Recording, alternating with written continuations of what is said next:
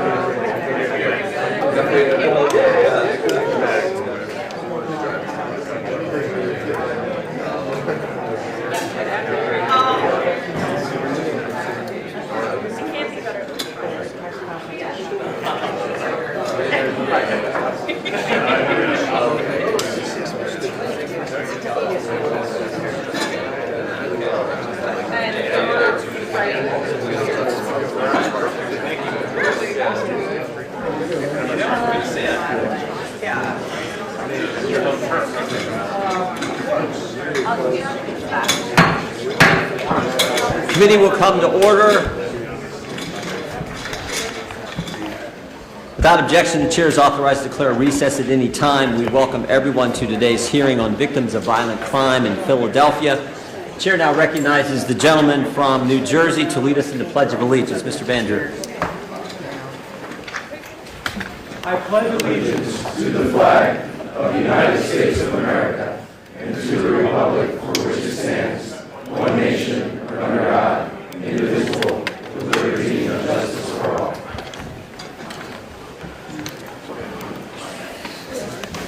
Without objection, Mr. Muser will be allowed to participate in today's hearing for the purpose of questioning the witnesses and will receive 5 minutes For that purpose, we welcome Congressman Muser to the Judiciary Committee for today's hearing. The chair will now recognize himself for an opening statement. When you don't prosecute bad guys, you shouldn't be surprised that you get more crime. When you defund the police, you shouldn't be surprised when you get more crime. And when you have a designated area for illegal drug use, you shouldn't be surprised when you get more crime. Philadelphia is doing all three of those things. And that's why we've seen the increase in crime we've seen in this great American city. And when you do those things, there are real consequences. Real bad things can happen when you engage in those kind of policies. And we're going to hear from witnesses today who will talk about the terrible things that have happened to loved ones within their family. At our field hearing in Manhattan, we looked at the administration of justice and the safety of communities. The committee continued to examine these principles with a field hearing in Chicago and, of course, hearings in Washington, D.C. Today, of course, we're here in Philadelphia to once again look at the administration of justice and keeping our communities safe.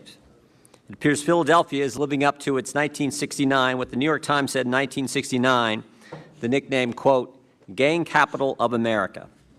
By the end of 2023, Philadelphia surpassed 400 homicides, and there have been 24 in the first 30 days of this calendar year. Manhattan, Chicago, Washington, and Philadelphia have violent crime problems. But this is not the only thing they have in common. They all have soft-on-crime prosecutors who favor the criminals over the victims and their families. Since the current district attorney for Philadelphia, Larry Krasner, began his tenure in 2018, violent crime, particularly homicides, have increased, with crime rates reaching a peak in 2021. Philadelphia crime occurs so frequently and so drastically that there is a Twitter account, Philly Crime Update, to maintain a running database of the public, to be informed of major crimes throughout the city in real time. Over the past year, property crimes, including retail theft and carjackings, have risen by more than 15% compared to last year. Retail theft has skyrocketed by almost 28%, while vehicles have increased by 72%, although District Attorney Krasner blames this number on flaws in the cars themselves instead of the criminals. Go figure. Simply put, Philadelphia District Attorney Larry Krasner is failing to prosecute criminals. Since his tenure began, Krasner's office has consistently declined to prosecute crimes in the city. In 2022, the Pennsylvania House of Representatives introduced a resolution to impeach Krasner for several of his policies that had caused the spikes in violent crime. Notably, the policies include not seeking cash bail for most cases, considering a defendant's immigration status in the plea bargaining process, and not prosecuting crimes like prostitution or marijuana possession. For instance, in 2016, before Krasner took office, the withdrawal and dismissal of violent crime cases accounted for 48% of all violent crime outcomes. That percentage increased to 60%. In 2019, 68% in 2020, and up to 70% in 2021. Philadelphia's pro-criminal policies embolden criminals while victims fail to receive the justice they deserve. Krasner uses his office to crusade against what he considers, quote, social injustices, such as bail reform and reduced sentencing. However, his policies came at the expense of victims and lost lives. According to the Pennsylvania Commission on Sentencing, the number of violation of Uniform Firearms Act cases are initiated by Krasner's office but are ultimately withdrawn, dismissed, or prosecution discontinued in a disproportionately high comparison to other counties. Between 2015 and 2020, the number of violation of Uniform Firearms Act cases within Philadelphia increased from 7% to 21%. In that same time span, the Commonwealth's 66 other counties experienced an increase from 7 to 10. Additionally, those charged with a VUFA offense were charged with another offense within 3 years at a higher rate in Philadelphia compared to the statewide average. Further, the proportion of discontinued cases increased from 7% in 2015 to 13% in 2018, 18% in 2019, 21% in 2020. And it just keeps going up. By abandoning charges against VUFA offenders, Krasner's office has allowed more offenders who were recently arrested for possessing a firearm to return to the community without significant repercussions. We can see by who the Democrats invited to appear as witnesses at this morning's hearing that they will once again try to blame the guns instead of the people who use them to commit the crime. As we can see here in Philadelphia, when you don't enforce gun laws already on the books, new ones will have zero impact on the problem. But Larry Krasner did not take all the blame for the crime gripping Philadelphia. Before Philadelphia's 2023 mayoral election, the city council and the mayor caved to the far-left movement and demanded to defund the police. For example, in June of 2020, the city council approved a $33.3 million reduction to the Philadelphia Police Department budget with a commitment to reinvest the money in other areas of the community. With this move, Philadelphia joined other liberal-run cities like New York, Los Angeles, Austin, San Francisco, Washington, D.C., Baltimore, Hartford, Seattle. In each of these cities, after drastically cutting police spending, crime rates continue to rise. Go figure. In Philadelphia, since January 2020, 500 people have been killed and more than 2,240 have been shot, which was a 40% increase more than the police have ever seen or ever recorded. It is a recipe for disaster that this committee has been seen repeatedly in Democrat-run cities. Soft-on-crime prosecutors, mixed with elected leadership defunding the police, lead to disastrous consequences for the citizens they took the oath to serve. I want to thank all the men and women in law enforcement who work tirelessly to keep this city safe. 3 of the witnesses this morning include loved ones of police officers who tragically lost their lives while serving and protecting their communities. We should all take a minute here to thank our brave men and women in law enforcement for what they do for all of us.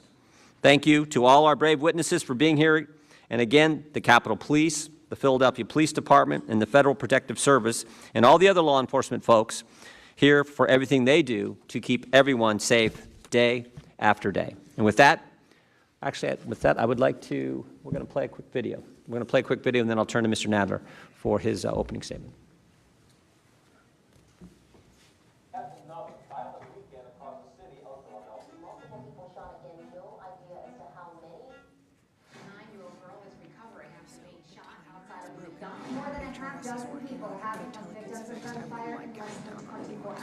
Very national news is the rampant gun violence across the city of Philadelphia. 7 people were shot in just a short period this weekend. 5 of them have died. A string of rifle point carjackings, a sheer panic during a shooting at an event marking the end of Ramadan. Philadelphia's drug crisis growing worse by the minute. A string of sexual assaults in Philadelphia. Gunshots have become the soundtrack of many lives in West Philadelphia. 13 people shot in the city since just yesterday morning. There have been at least 76 homicides this year. I felt like everywhere is not safe anymore. All my years of living in Philadelphia, I've never seen nothing like this. We can all tell it's a serious problem. With that, I would yield 5 minutes to the ranking member, or whatever time you want. Our clock is broke right now, but you can take as much time as you like. The ranking member is recognized. Thank you, Mr. Chairman. Mr. Chairman, today the majority has insisted that we go to Philadelphia, the 4th stop in a tour of cities that Republicans have selected as they try to distract from the fact that they have no meaningful solutions to make our country safer.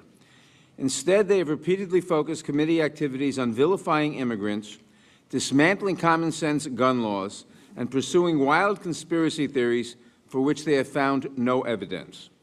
While I am always pleased to visit the great city of Philadelphia, and I have no doubt that we will learn a lot, our time would be better spent again back in D.C., passing bills that can help support Philadelphia and all our communities to be safer places for every American. We should be passing bills to invest in public safety and better law enforcement, bills that we know will save lives from gun violence, and bills that address the root causes of violent crime. I know we can do it because we have done it before, when Democrats were in charge of this committee. But Philadelphia, like many cities, has not waited for House Republicans to change course. Many states and cities have taken action to address gun violence, to invest in public safety and law enforcement, and to address the root causes of crime, like homelessness and economic instability. Many cities' efforts were supported through the American Rescue Plan, which included $350 billion of flexible aid to state and local governments. And many states have pursued the same ideas that House Democrats have advanced to reduce gun violence, such as enacting extreme risk protection orders or expanded background checks at the state level. State and local governments have also received funding from the Bipartisan Safer Communities Act, which funded a range of gun violence prevention programs. All of these efforts have begun to have a meaningful impact. Crime fell in 2023, and is continuing to fall in 2024. So far this year, Philadelphia has had 35% fewer homicides, more than a third less than it did during the same period in 2024. That's dozens of lives saved, in 2023, that is. That's dozens of lives saved, hundreds of families kept whole. But we know it is not nearly enough.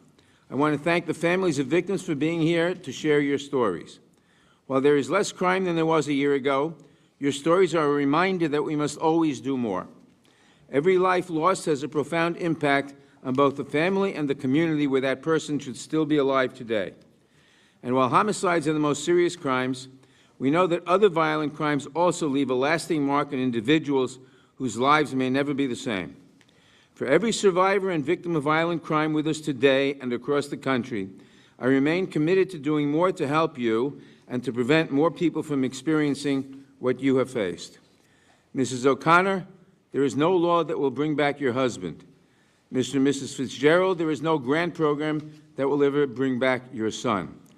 But I believe we do have solutions to prevent gun violence, including gun violence against law enforcement officers like your loved ones.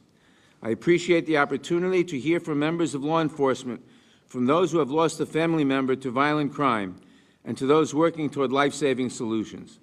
I just wish you were part of a serious effort on the part of Republicans to find bipartisan solutions to the challenges we face with violent crime, instead of pure political theater designed to fit a false narrative about Democrats. If Republicans were serious about addressing violent crime, we would not be in Philadelphia, but in one of their own districts. We have yet to have a hearing on victims of violent crime in any of the 6 states with the highest per capita murder rates, all of whom are led by Republicans, and all of whom voted for Trump in 2020. Nonetheless, I hope we can learn something today about how Philadelphia has achieved its recent reductions in violent crime and how we can further support its public safety efforts and the efforts of state and local governments nationwide. We know that this is not just the work of government or law enforcement, but that we must also include the work of community organizations, public health experts, educators, researchers, and more. It is only by working together that we will make progress. And let me end by saying a word in defense of one of the Democratic district leaders who have been slandered by the Republicans, my own district attorneys, I should say, my own district attorney, Alvin Bragg, who is the first in this country who has managed to bring to trial that serial felon, Donald Trump. I thank our witnesses for being here, and I yield back the balance of my time. Gentleman yields back. Without objection, all of the opening statements will be included in the record. We will now introduce today's witnesses. Mr. George Bochetto is a trial attorney and litigator with Bochetto and Lentz here in Philadelphia. In 2022, Mr. Bochetto was retained by the Pennsylvania House of Representatives as a special counsel working on the impeachment of District Attorney Larry Krasner. Welcome you today here. Mr. Nick Gerace is a retired Philadelphia police officer who served 12 years with the Philadelphia Police Department. Since retiring, Mr. Gerace has advocated for community safety and a greater emphasis on prosecuting violent criminals. Mrs. Terry O'Connor. Ms. O'Connor's husband, Corporal Jim O'Connor, was a Philadelphia police officer shot and killed in the line of duty while executing a warrant on March 13, 2020. Corporal O'Connor was a 23-year veteran of the police department and served 15 years with the SWAT team. O'Connor was the son of a police officer. Terry and Jim's son is a Philadelphia police officer as well, and their daughter serves in the United States Air Force. Thank you and your entire family for your service to the communities and to our great country. Mr. Joel Fitzgerald, Ms. Pauline Fitzgerald. Mr. Fitzgerald has served in law enforcement for more than 30 years, including with the Philadelphia Police Department and as Chief of Police in Missouri City, Texas, Allentown, Pennsylvania, and Fort Worth, Texas, and Waterloo, Iowa.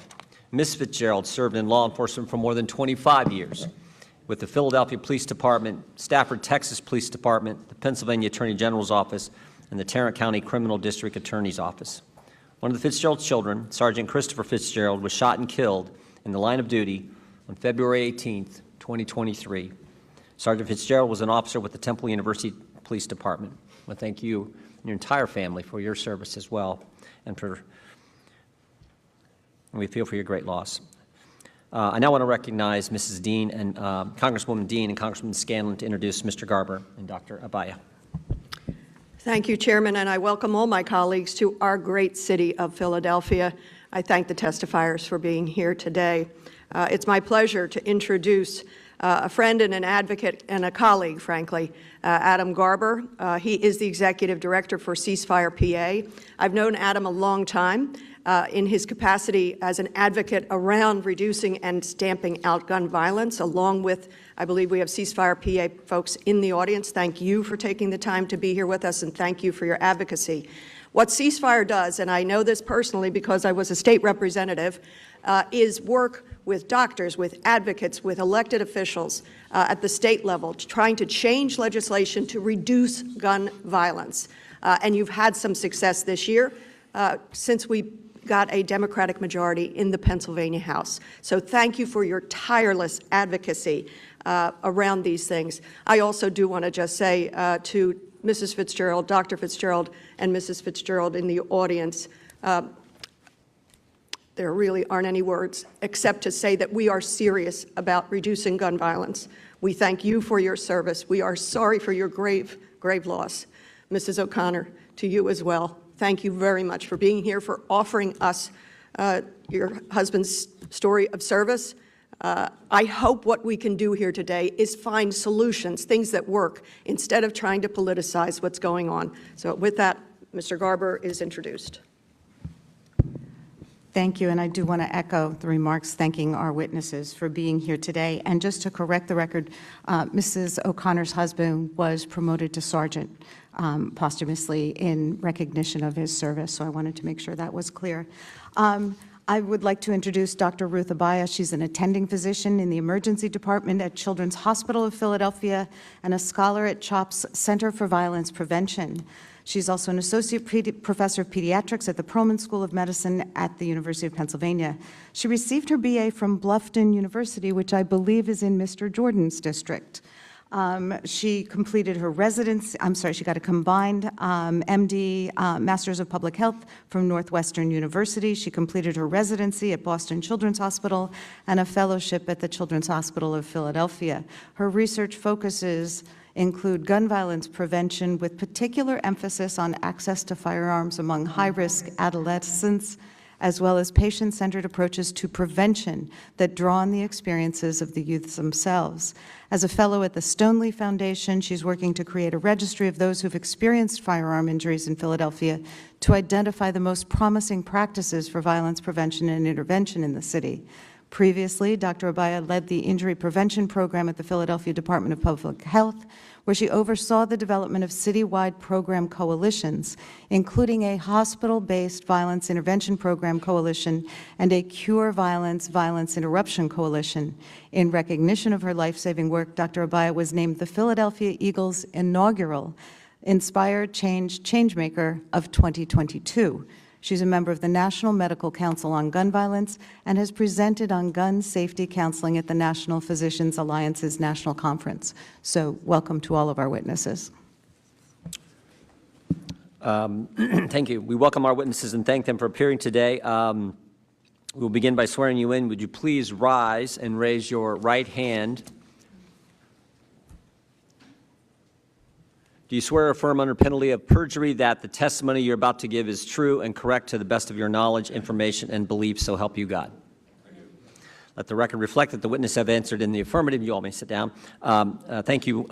Please know that your written testimony will be entered into the record in its entirety. Accordingly, we ask that you summarize your testimony in 5 minutes. I think the clock is now working. Is that?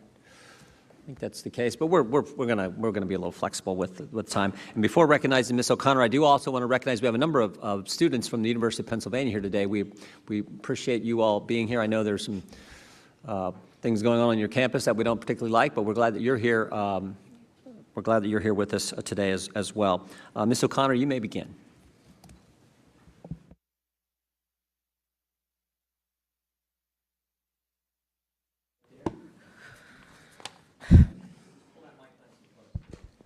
Okay. Good morning, everyone. My name is Terry O'Connor. My husband, Jim, was a corporal in the Philadelphia Police Department. He had 23 years with the department, the last 15 in which he worked in the highly elite SWAT unit.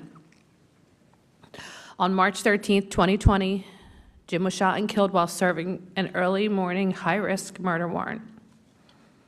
Our lives were forever changed at 6:09 a.m. when Jim was pronounced dead.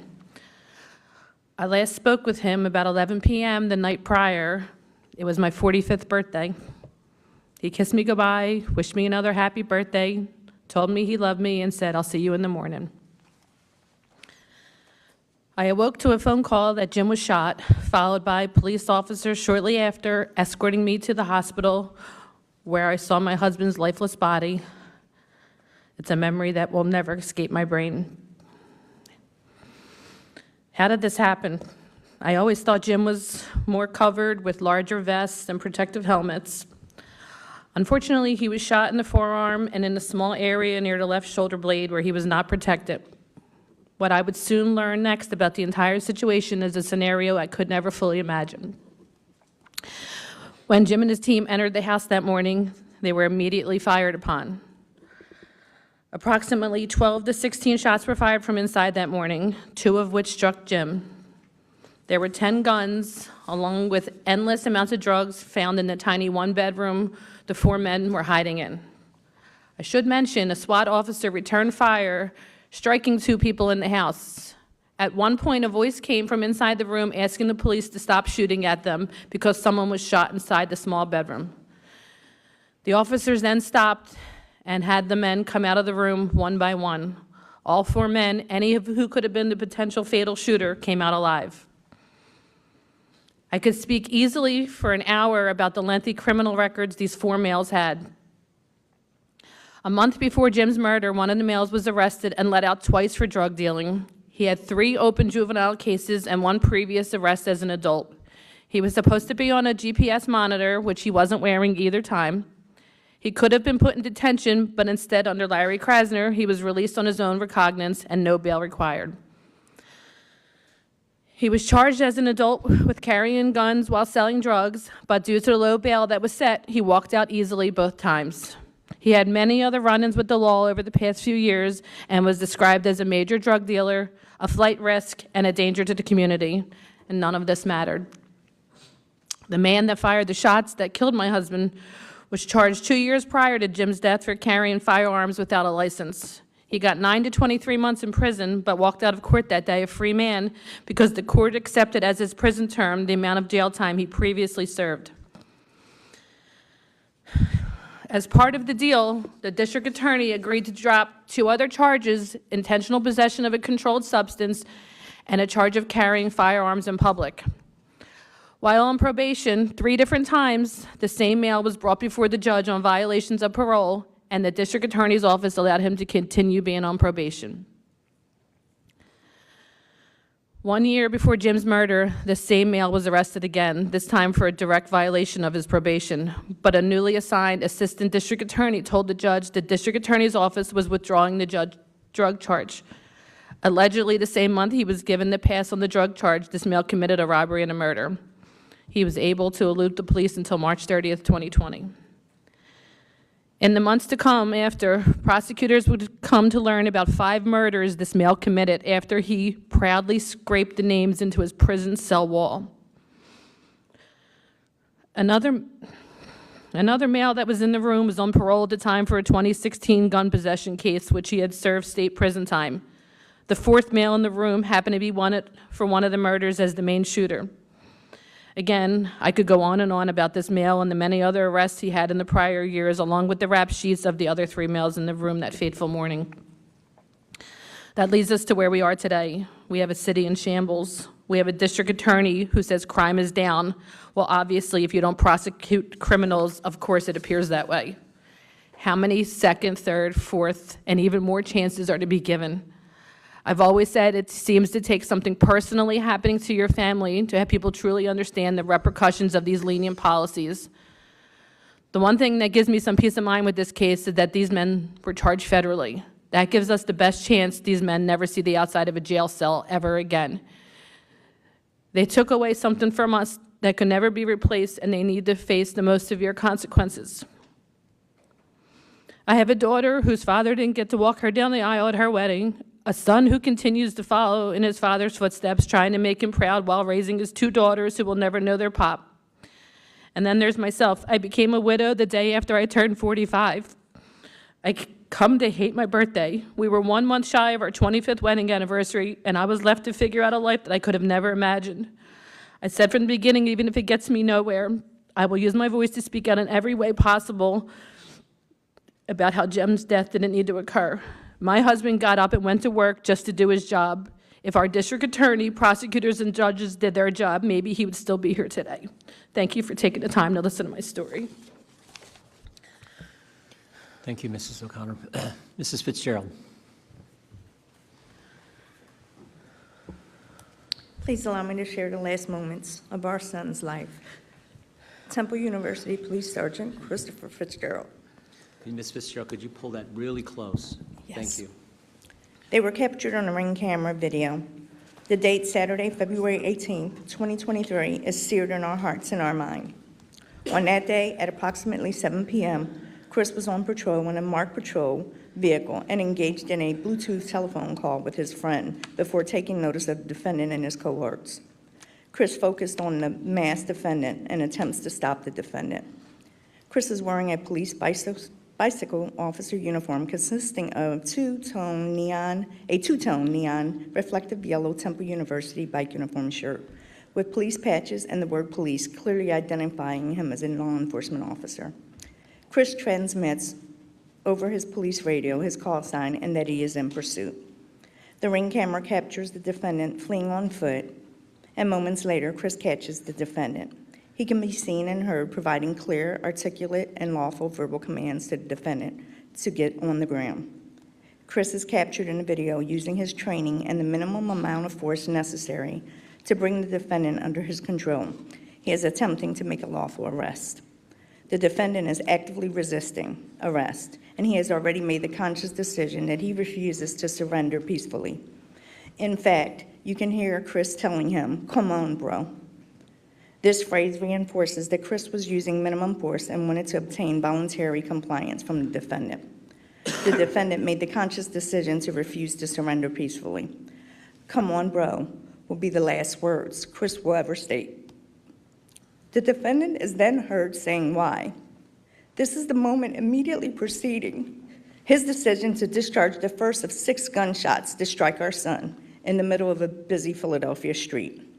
Chris neither beat the defendant nor utilized inappropriate force. Our collective professional opinion, garnered over approximately 60 years of collective law enforcement experience in 4 U.S. states, is the subject used this as an apparent calculated ruse to distract and mentally disarm Chris by feigning compliance and making him believe that he was going to lawfully surrender before viciously firing and striking him. Chris immediately falls to the ground onto his back from the defendant's first shot, which incapacitates him. He is not observed moving without external manipulation again. The next point in the video reveals the defendant's malicious and callous depravity. He stands over Chris while incapacitated and inexplicitly makes the conscious decision to shoot him in that state 5 additional times. Each of the 6 total shots are calculated fatal kill shots that all strike our son in the neck, face, and head. The defendant intentionally ensured Chris's death by shooting him and striking him above the body armor. Those actions make it apparent that the defendant is highly intelligent, and his actions were both purposeful and calculated. He knew that ballistic vests failed to cover the areas above an officer's neck and capitalized upon that knowledge. He placed himself in the circumstances that he practiced for. The defendant's crimes could have stopped there, but as the video evidence supports, they did not. He proves himself to be even more than a highly sophisticated criminal because he further diversifies his criminality, distinguishing himself from other dangerous shooters. He did not stop at the code-calculated murder of a law enforcement officer. He commits 2 robberies using a firearm, doubling down on his nebulous achievement. He commits a carjacking, adds aggravated robbery, reap, pick, pile, VUFA, and a plethora of associated charges. All of his criminal acts occur in a heavily populated neighborhood, while onlookers and witnesses can never unsee the psychological trauma he inflicted and the physical jeopardy he placed them in.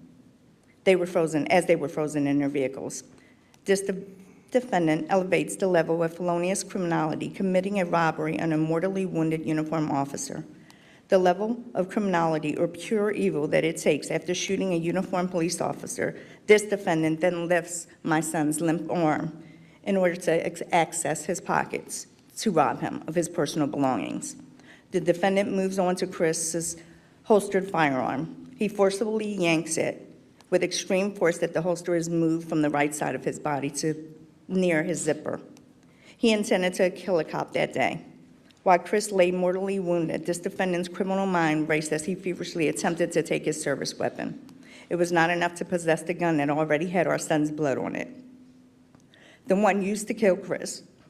He had every opportunity to flee the scene after the first shot disabled Chris, but decided to rob Chris and the Asian male complainant he calmly carjacked thereafter.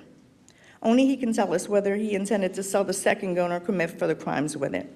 The defendant displayed wanton disregards for law enforcement, and his indifference to human life is obvious. All of the aforementioned behaviors occurred in a densely populated area in the presence of witnesses who were recklessly placed in serious danger because of his continuing course of criminal conduct. The only way to stop these murders of police officers is to enforce our laws and to hold those persons placed in positions to enforce these laws accountable. These criminals must be punished to the highest extent of law in order to ensure that they are not free to commit those crimes again. There is no do-over when you take a life. Our loved ones are gone forever. The pain and trauma from our young son's family will be felt for generations. My daughter-in-law, Marissa, is now a widow and must now raise their children as a single mother. This defendant broke a two-parent home, leaving our grandchildren fatherless. Thank you for your time. Thank you, Mrs. Fitzgerald. Said like only a mom can say it. Dr. Fitzgerald, you're 5 Pretty minutes. hard to follow up my wife's testimony, but thank you, Chair Jordan. Thank you to the committee members here today, in particular, those who are concerned about these soft on crime approaches in this country and equally weak prosecutorial efforts, let's say, that have happened in the city and basically eviscerated a once noble police department, endangering the lives of all Philadelphians. We were both Philadelphia police officers for many years, so we identify what these officers are going through. In case of the murder of our son, Chris Fitzgerald, the DA here in the city has displayed an incessant and transparent unwillingness to expose a person of privilege to the death penalty. This is a capital crime in the Commonwealth of Pennsylvania. This consideration is what the DA gives a jury. He empowers the jury to consider death. It's on the books, it's the law. When you raise your right hand as the district attorney in the Commonwealth of Pennsylvania, you swear to uphold the Constitution of the United States and of this Commonwealth. I beg to, first of all, I'd like to see if Mr. Krasner's here. I don't think he is, but he had every opportunity to be here. And when he raised his arm and he swore, like we swore today, and to testify before you, to uphold those laws, he's not doing so when what my wife described meets every prong of a death penalty case. I don't care what your position is on the death penalty. What I do care about is that we uphold the law. The criminals in Philadelphia look at everything that goes on here. They watch TV, they listen to the radio. They know that Krasner gives them a free pass. We as a family, my daughter-in-law, my wife and I, on the 24th of this month, had to present the various aggravators before the district attorney's office. We should never have had to do that. A district attorney in any state or commonwealth in the United States should stand up for the families and the victims of violent crime, and those folks should also be the people who represent us and not have to be lobbied to do the right thing by law. We're not asking for anyone to die. We are asking for the rightful consideration to be given to an impaneled jury so they can decide what the fate is of this heinous murderer. This DA took almost 1 year to even take this preliminary hearing for our son's murderer to court. 1 year. 4 continuances he's allowed, more than allowing the defense to gather their information on mitigators in this case, well beyond that, to let the press die down, with the hope that since we come from Colorado, that we wouldn't come here, but we're Philadelphians. We care about the city. We care about the crime that's going on. And with all due respect to some of the testimony we've heard here already, this city is coming out of pre-pandemic crime numbers. I should say we're hitting pre-pandemic crime numbers. So crime's down in many cities across the country, but what level of crime is acceptable? I beg you. Certainly not acceptable to the police officers or to the community members that are latchkey and affected by the violent crime that keeps them in their homes inside of neighborhoods and don't allow them to enjoy the fruits of their labor. This prosecutor, Larry Krasner, has ceded the advantage to the defense. He represents us, he represents my daughter-in-law, he represents my dead son. And he ceded the advantage to the defense attorneys. I'll say this, it's unfortunate. He did a press conference yesterday and he trotted out his supporters, and many of whom are black and brown, just like we are. We're a blended family, obviously. He had religious leaders in the city who've traded the potential for justice and a more livable city, in this case, for our son as well, to either be silent or to advocate for somebody that doesn't do the right thing, to advocate for someone that refuses to thoroughly punish individuals who deserve it, to advocate for someone who opens a revolving door for criminals in this city, in and around this city, to come in and prey on citizens like the shooter did the night that he attacked our son. That's the power of some of the, as I call it, regressive district attorneys out there who mask their dangerous personal agendas and destroy hundreds of families, and they say it's under the guise of creating fairness and equality and being able to bridge the disparate impacts that it has on communities. But what about the impacts that it has on those community members who are actually affected by violent crime? Yesterday, if you were to listen to the testimony of Mr. Krasner and the pundits that he pushed up to the stage, it would have you believe that everything's okay. It's far from okay in the city. There are some great people working to correct things. Kevin Bethel is the new police commissioner. It's like family to me. He is actually the person that encouraged me to become a police officer. I have every confidence in the world in him. What I don't have confidence in is that Mr. Krasner will align himself with the mayor of the city, with everyone in the city trying to reverse the negative trends of violent crime in a true partnership and in a meaningful partnership, because he is part of the problem. He opens that door. He creates the recidivist opportunities to attack Philadelphians. I realize I'm running out of time, but I have to mention the vigilant efforts of the Philadelphia Police Department, the Temple University Police Department, and those who are out there every day and who keep their chins up. It's up to you, members of the committee, to help them keep their chins up, to keep bringing up the fact that pre-pandemic violent crime levels are still unacceptable. Yes, we've seen doubles, the amount of homicides in some cities and triple over the last few years, but even in 2018, those numbers were greatly elevated from previous years. We got to do something different. Philadelphia stakeholders have to do something different. I'll close out by saying I hope the testimony helps citizens better understand that district attorneys and the people that they're able to push out in press conferences aren't necessarily representative of the city as a whole, nor the feelings of citizens as a whole. We can conduct studies. We can do it now. I will help conduct those studies. But we need to ask every Philadelphian, every Philadelphia stakeholder how they feel.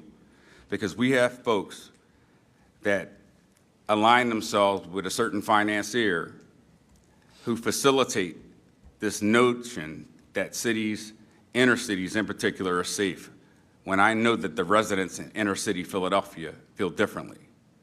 I'll help them put those studies together, and I'll help them assess those results in a fair and unbiased manner. Thank you. Thank you, Doctor. Mrs. Fitzgerald, thank you. And Marissa, thank you. And Ms. O'Connor, God bless you all. Dr. Abaya. Good morning. Thank you to the committee for inviting me to speak to you today. My name is Ruth Abaya, and I'm privileged to serve as an attending physician at the Children's Hospital of Philadelphia in the Division of Emergency Medicine. I've had the opportunity there to work on the issue of community violence through our Center for Violence Prevention, and I've had the past privilege, as you heard, to serve as the Injury Prevention Program Manager for the Department of Public Health. The issue of community violence is of critical importance to the patients we serve in Philadelphia. Violence has long been a public health crisis with significant impact on the lives and well-being of each and every resident of the city, and with a disproportionate impact in Black and brown communities with histories of chronic disinvestment. During the COVID-19 pandemic, Philadelphia and many cities across the nation saw historic increases in firearm-related violence. In 2020, firearm-related injuries became the leading cause of death for children and youth 1 to 19 years of age nationally. The impact of firearm violence is not just limited to patients and their immediate families. Research conducted at CHOP has demonstrated that those who live within a quarter mile of a shooting incident were almost twice as likely to come to the emergency department for mental health-related needs. This research also demonstrated that the closer a child's proximity to a violent injury, the stronger the effect. Our communities need true and lasting solutions to this crisis. Like many cities, we are seeing some promising reduction in firearm-related violence. However, 2023 remained above pre-pandemic levels. We must use this opportunity to learn more about what works to sustainably reduce violence and create resilient, thriving communities. I came to this work through my clinical training, where I often had conversations with youth who had expressed no expectation of living past their 25th birthday. Too often, survivors would be returned to their society with no resources to provide an off-ramp to safety, hope, or healing, and no connection to strategies that could interrupt the cycle of violence. Community violence intervention, or CVI, is defined as a suite of evidence-informed strategies that aim to reduce violence through engaging the community, especially those at highest risk. Individuals or groups are then connected to critical resources and services such as employment and trauma healing, and to interrupt cycles of retaliatory violence. This work depends on the knowledge and expertise of credible messengers, individuals from community who have lived experience and are well positioned to engage those at highest risk in CVI strategies. Community violence intervention is powerful because it has the potential to impact those at highest risk of involvement in violence on either side of the gun, changing a person's trajectory and impacting their life long term. One CVI strategy that creates a bridge between the hospital and the community is hospital-based violence intervention, or HVIPs. These programs are multidisciplinary programs that provide safety planning, services, and trauma-informed care to patients with violent injuries. The CHOP Violence Intervention Program, or VIP, provides long-term comprehensive case management services to youth who come to the emergency department for a violent injury. This work recognizes the long-term physical, emotional, and social impacts of violence. HVIPs have shown potential in reducing exposure to repeat violent injury, supporting basic needs and mental health needs, improving psychosocial outcomes, and reducing exposure to the criminal justice system. This model is part of the CHOP Center for Violence Prevention's comprehensive approach to addressing violence and its impacts in our communities. Violence and the resultant trauma can occur at many points in a child's life and a person's life, and the center does work with community partners around bullying prevention, addressing intimate partner violence, firearm safety and safe storage, and suicide prevention, all while pursuing rigorous research to understand the impact of these programs and strategies. The CHOP VIP program is one of several HVIPs in the city of Philadelphia, which cover most of our level 1 trauma centers. In my time at the Department of Public Health, we created an HVIP coalition that provided a community of practice around programs who were meeting the needs of violently injured patients throughout the city. In partnership with a similar coalition of violence interruption programs, such as Cure Violence, formed at the same time, these programs form a critical part of the CVI ecosystem, defined as the city's violence intervention infrastructure, connecting stakeholders who work in various sectors to implement a comprehensive slate of strategies that address the dynamics of violence.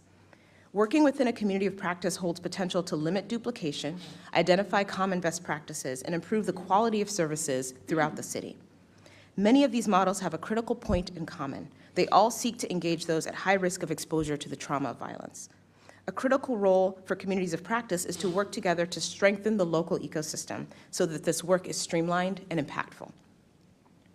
I want to end with the story of one young man whose story exemplifies how life courses can be altered by the work of CVI and why continued investment in this work can be so transformative.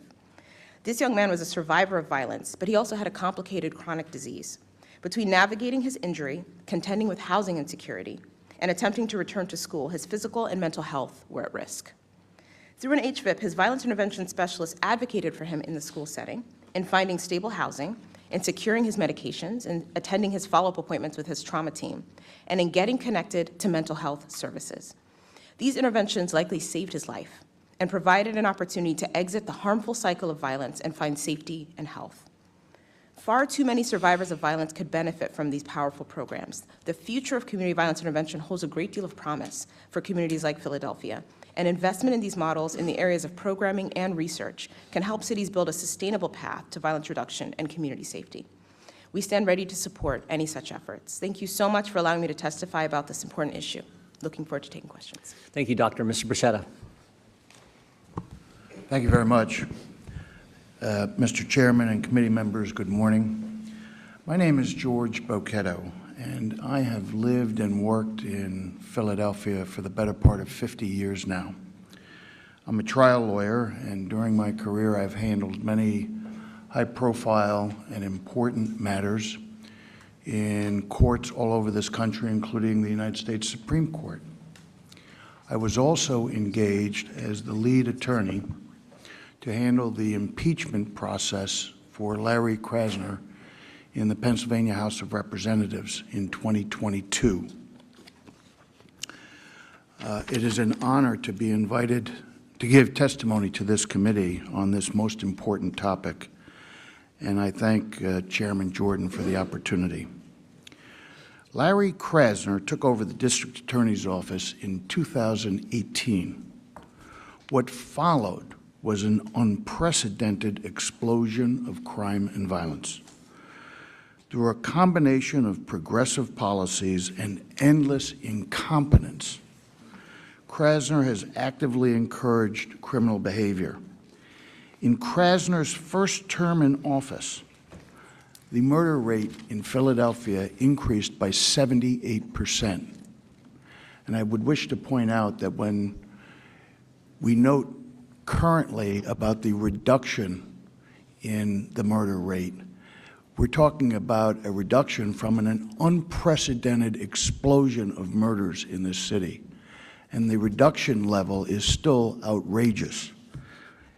In a single year, 562 human beings had their lives stolen from them.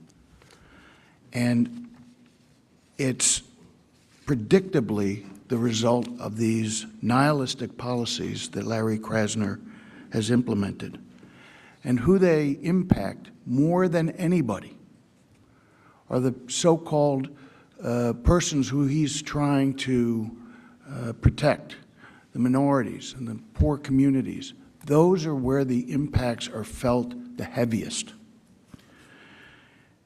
I got involved many years ago in a case with Larry Krasner in perhaps the most notorious case in Philadelphia's history, the killing of Officer Daniel Faulkner by one Mumia Abul Jamal, who admitted to the killing, was tried by a jury, and was convicted with overwhelming evidence.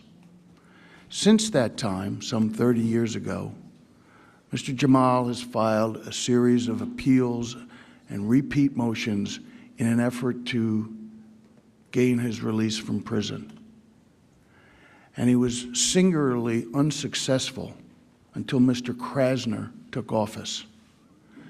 During that time, Mr. Krasner had the 5th PCRA appeal filed by Abul Jamal and literally ignored the filing, missed briefing deadlines, told prosecutors to stand down.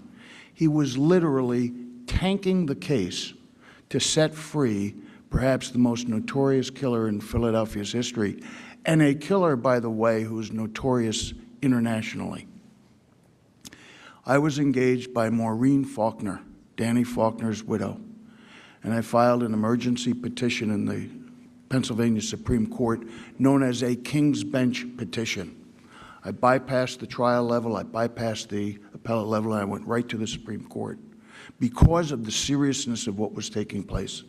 And I pointed out to the Supreme Court the terrible, irreconcilable conflicts of interest that Larry Krasner had in trying to tank this conviction. And thank God the Supreme Court stepped in, and we now continue to maintain Mr. Jamal where he belongs, in prison. There are so many other cases that I can point to and give you examples of individuals who committed crimes, violent crimes, who are allowed to go free on bail, who were released on their own recognizance, who were violating the Uniform Firearms Act, and are back on the streets committing murders in this city, committing carjackings, committing violent crimes. And this is all directly as a result of Mr. Krasner's policies. And I would be happy during the questioning period to detail exactly how some of those came about. Let me just also say this. It's not just that Mr. Krasner has taken upon himself to be derelict in his responsibilities in violent crimes and murder cases. He also regards himself as a one-man legislature. You know, in Pennsylvania, we have laws against prostitution, and those laws are designed to help drug-addicted young women who are victims of human trafficking and abuse. Larry Krasner has taken it upon himself and has issued a memorandum to his staff. We will no longer in Philadelphia prosecute prostitution. He overruled the Pennsylvania legislature in one fell swoop, and no one's challenged him on it. Well, we challenged him on the impeachment proceedings. Theft is also a crime in Pennsylvania. But in Philadelphia, you can steal up to $500 in a convenience store or a Wawa or a department store, and you will not be prosecuted. This is the one-man legislature of Larry Krasner, and it has led to a lawlessness, a street crime, a level of disrespect that affects everybody's quality of life and begs the criminals to become more emboldened and more dangerous on our streets. I'm here because I've dedicated my professional career to due process and the rule of law. And I can tell you, being in the trenches, working in this city directly one-on-one with the Krasner administration, the idea of due process of law and rule of law are abused, ignored, and disregarded. And it needs to stop. Thank you so much for hearing me out. Thank you. Mr. Garber. Good morning, and thank you, Chairman Jordan, Ranking Member Nadler, and members of the U.S. House Judiciary Committee. Thanks for visiting Philadelphia and discussing how we can make this community and other communities safer.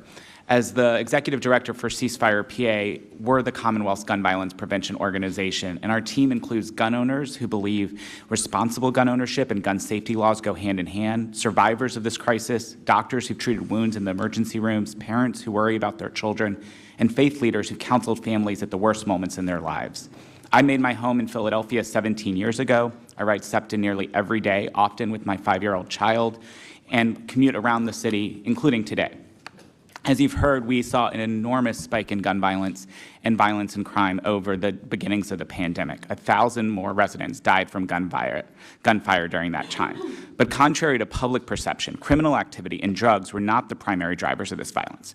A review of more than 2,000 shootings by law enforcement, public health experts, courts, and other public safety experts found arguments were responsible for 50% of all shootings. Drug trafficking was only 18%.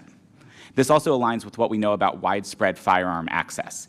It can turn everyday interpersonal conflicts into fatal accidents, including arguments on SEPTA buses, sitting in a car, and in a very sad Philadelphia incident while waiting for a cheesesteak during the pandemic in 2021. Social media further amplifies this conflict, especially among the city's youth. It's worth noting as we talk here that the same problem is playing out in other communities across the Commonwealth, even at higher rates. In 2022, the city of York had a higher homicide rate per capita than Philadelphia. Violence is going down, though. Gun homicides dropped in 2023 by 22% in Philadelphia. And for the current year, they have dropped another 44% compared to the same time period in 2023. We are on pace for less than 300 homicides, and while each of those is an awful catastrophe that we must still do more to prevent, it shows we're headed in the right direction. 3 things are driving the reversal. The emotional and mental trauma of the pandemic receded.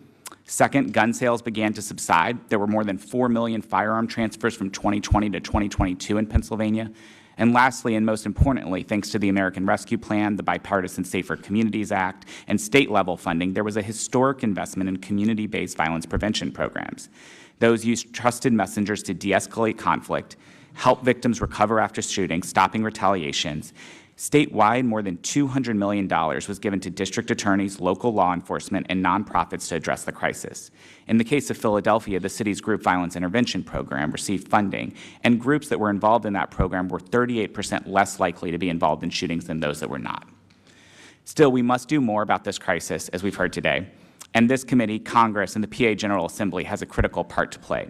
There are multiple popular, bipartisan gun safety policies to prevent a shooting before it happens, rather than more victims being created and afterwards.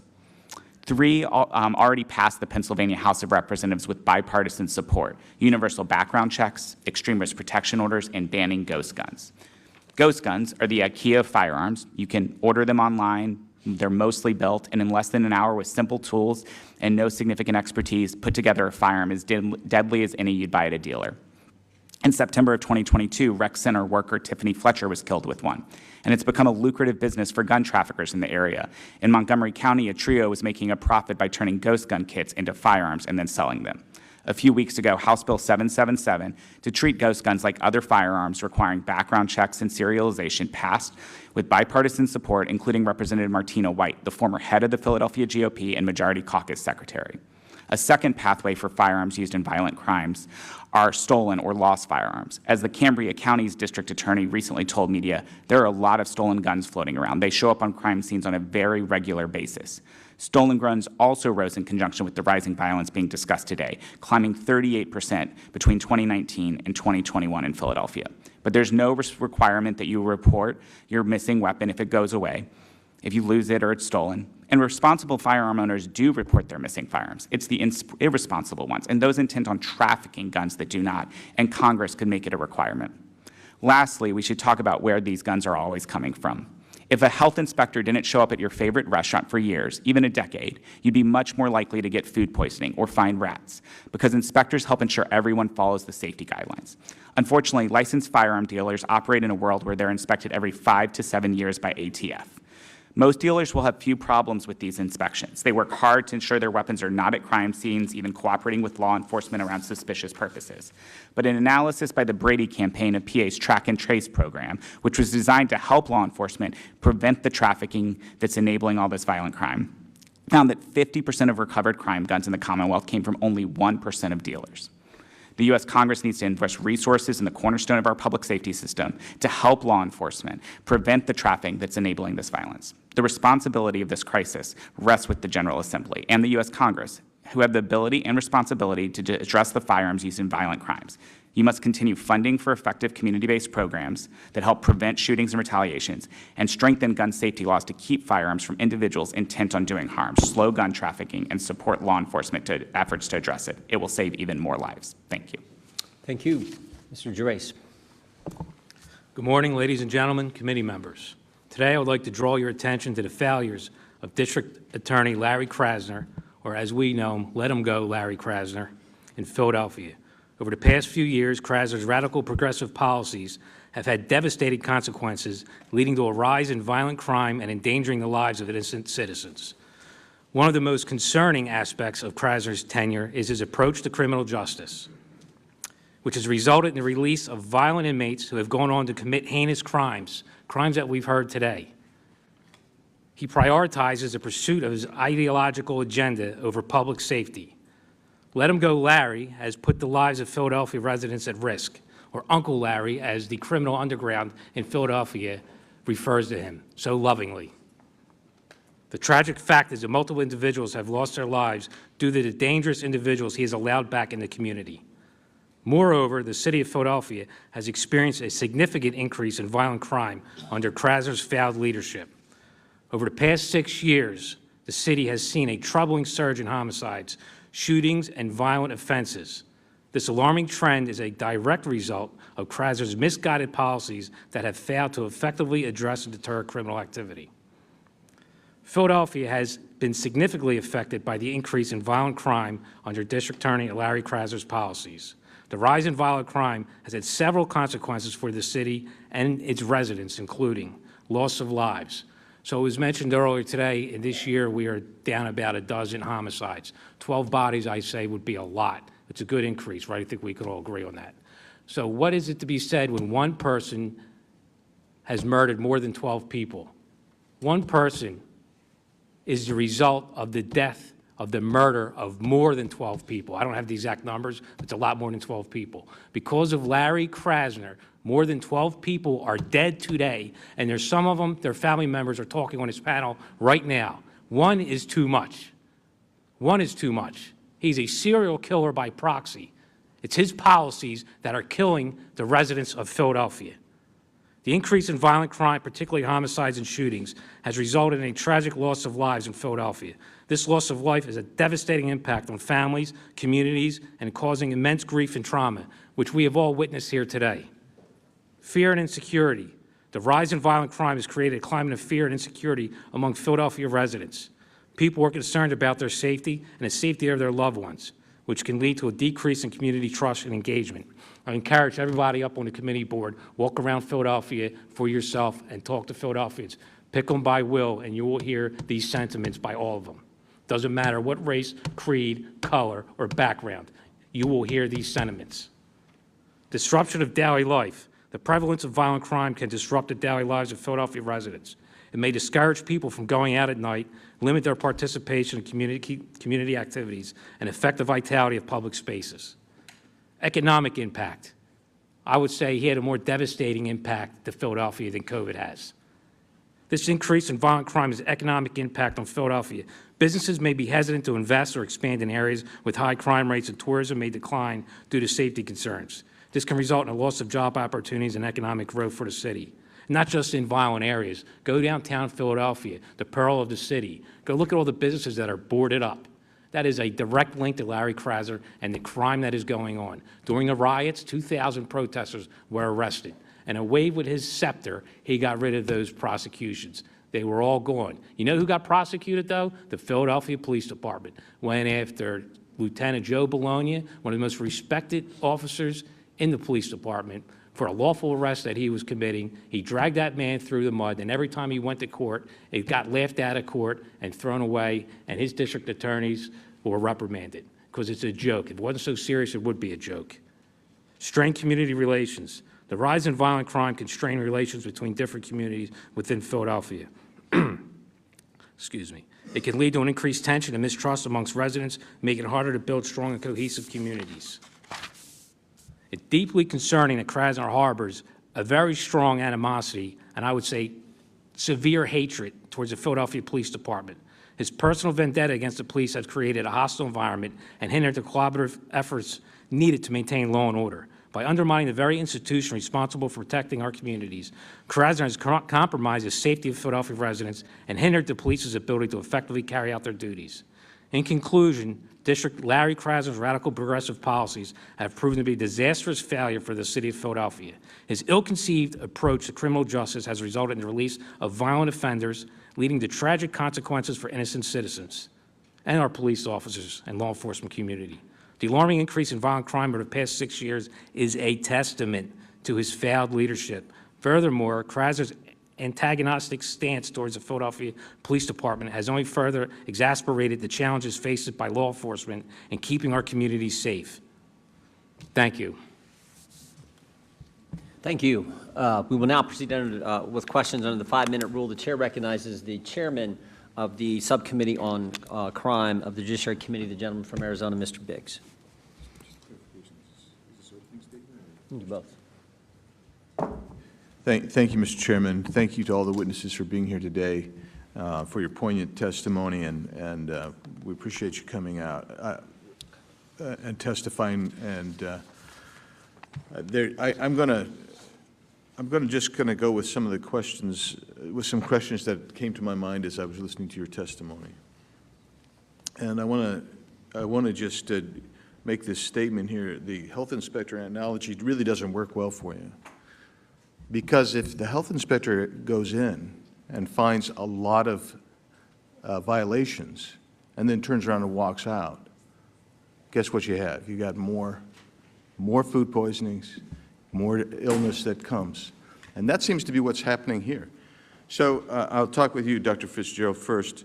Is that what's happening here? Are we seeing if you analogize that, if Larry Krasner is analogized to the health inspector, is he letting people go? Is he letting these violations go, which is resulting in more problems for the city, more crime in the city? In my belief, that's a correct assessment. When a district attorney fires tenured attorneys in his office, which is their prerogative, he's an elected district attorney, he can hire and fire whoever he'd like. However, he lost intellectual capital within the district attorney's office and the ability to therefore put the best cases together and prosecute offenders that deserve prosecution. Rookie district attorneys are now plea bargaining cases down, and that's affecting everyone in Philadelphia. So yes, it is analogous to a pest inspector who fails to perform their duties and allows, in essence, the city to be infested. Thank you. Mr. Bochetto, when we talk about the criminal justice system, there are reasons that you prosecute individuals. They include specific deterrence, general deterrence, restitution, the society's need for retribution and justice. The policies that you wanted to talk about with regard to Larry Krasner, please tell us, do they further specific deterrence when he is letting people out on cashless bail? Quite the opposite. Larry Krasner's policies have literally been a license to commit further crimes, further lawlessness, and further terrorize the citizens of Philadelphia. I couldn't help but note that your question about the health examiner walking into a restaurant and not prosecuting or enforcing a regulation that concerns the safety of its patrons. It's exactly what's going on with Larry Krasner. How do you let people walk into stores, steal hundreds of dollars worth of merchandise, oftentimes from a single owner bodega or that type of thing? How do you let them walk in, steal things, and walk out scot-free? That's lawlessness. It's craziness.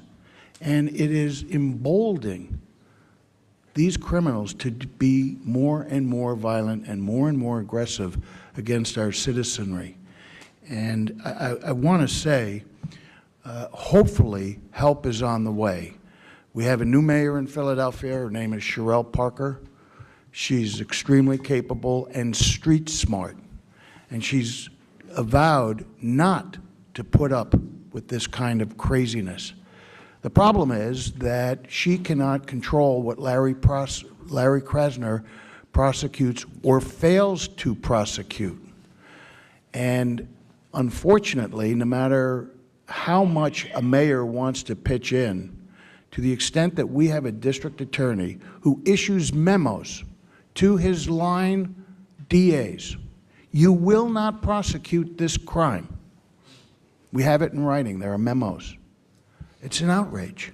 So Mrs. And Dr. Fitzgerald, whoever wants to take this question, there are standards that govern the death penalty cases in Pennsylvania. And you present to those, if you file your petition requesting a death penalty, you present those aggravating factors to a jury. They're the ones that make the determination on death penalty. What has been the process that you've engaged in with regard to the death penalty application, and what is Mr. Krasner and his team, how have they responded to your efforts and the process you've gone through? So in this process, sir, and thank you for the question, the office, after our petitioning the office to discuss with us what their intent was to do with, to pursue either the death penalty or not to, in our son's case, they invited us in to make our own case, basically. Is that normal? No, that's not normal. The first question that we asked the committee that he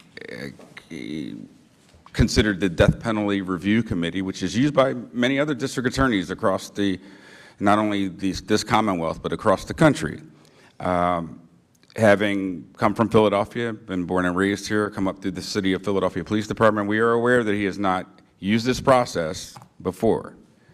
He has summarily dismissed the fact that he wanted to, or that he would ever pursue the death penalty. But in our case, we were afforded the opportunity, if you would put it that way, to present before this committee. We did so. We presented our own aggravators. We even attacked with the potential mitigators. Thankfully, my wife has worked homicides for years, just in the Tarrant County District Attorney's Office. She was a homicide investigator there.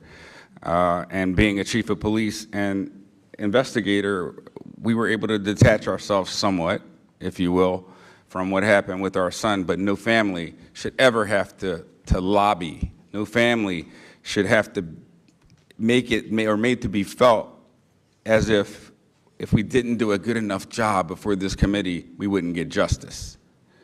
It's ridiculous. And I would submit again that one of the biggest impediments to criminal justice can be district attorneys. I spoke with Mr. Jordan earlier, and I talked about the preamble you had in your last report, and it talked about attorneys.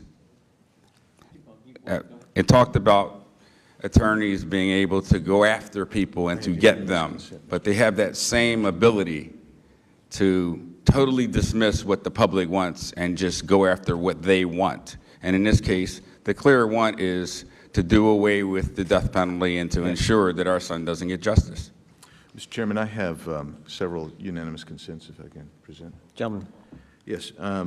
I present the certified copy of the fiscal year 2021 where the $33 million was removed from the police. Without objection. And then I have an article entitled Remembering Philadelphia Police Sergeant James O'Connor, killed in the line of duty 1 year ago, from Saturday, March 13, 2021. Without objection. And also an article entitled Make Sure Justice is Served, Slain Temple Police Sergeant's Family Calls for Death Penalty for Suspect, dated January 23, 2024.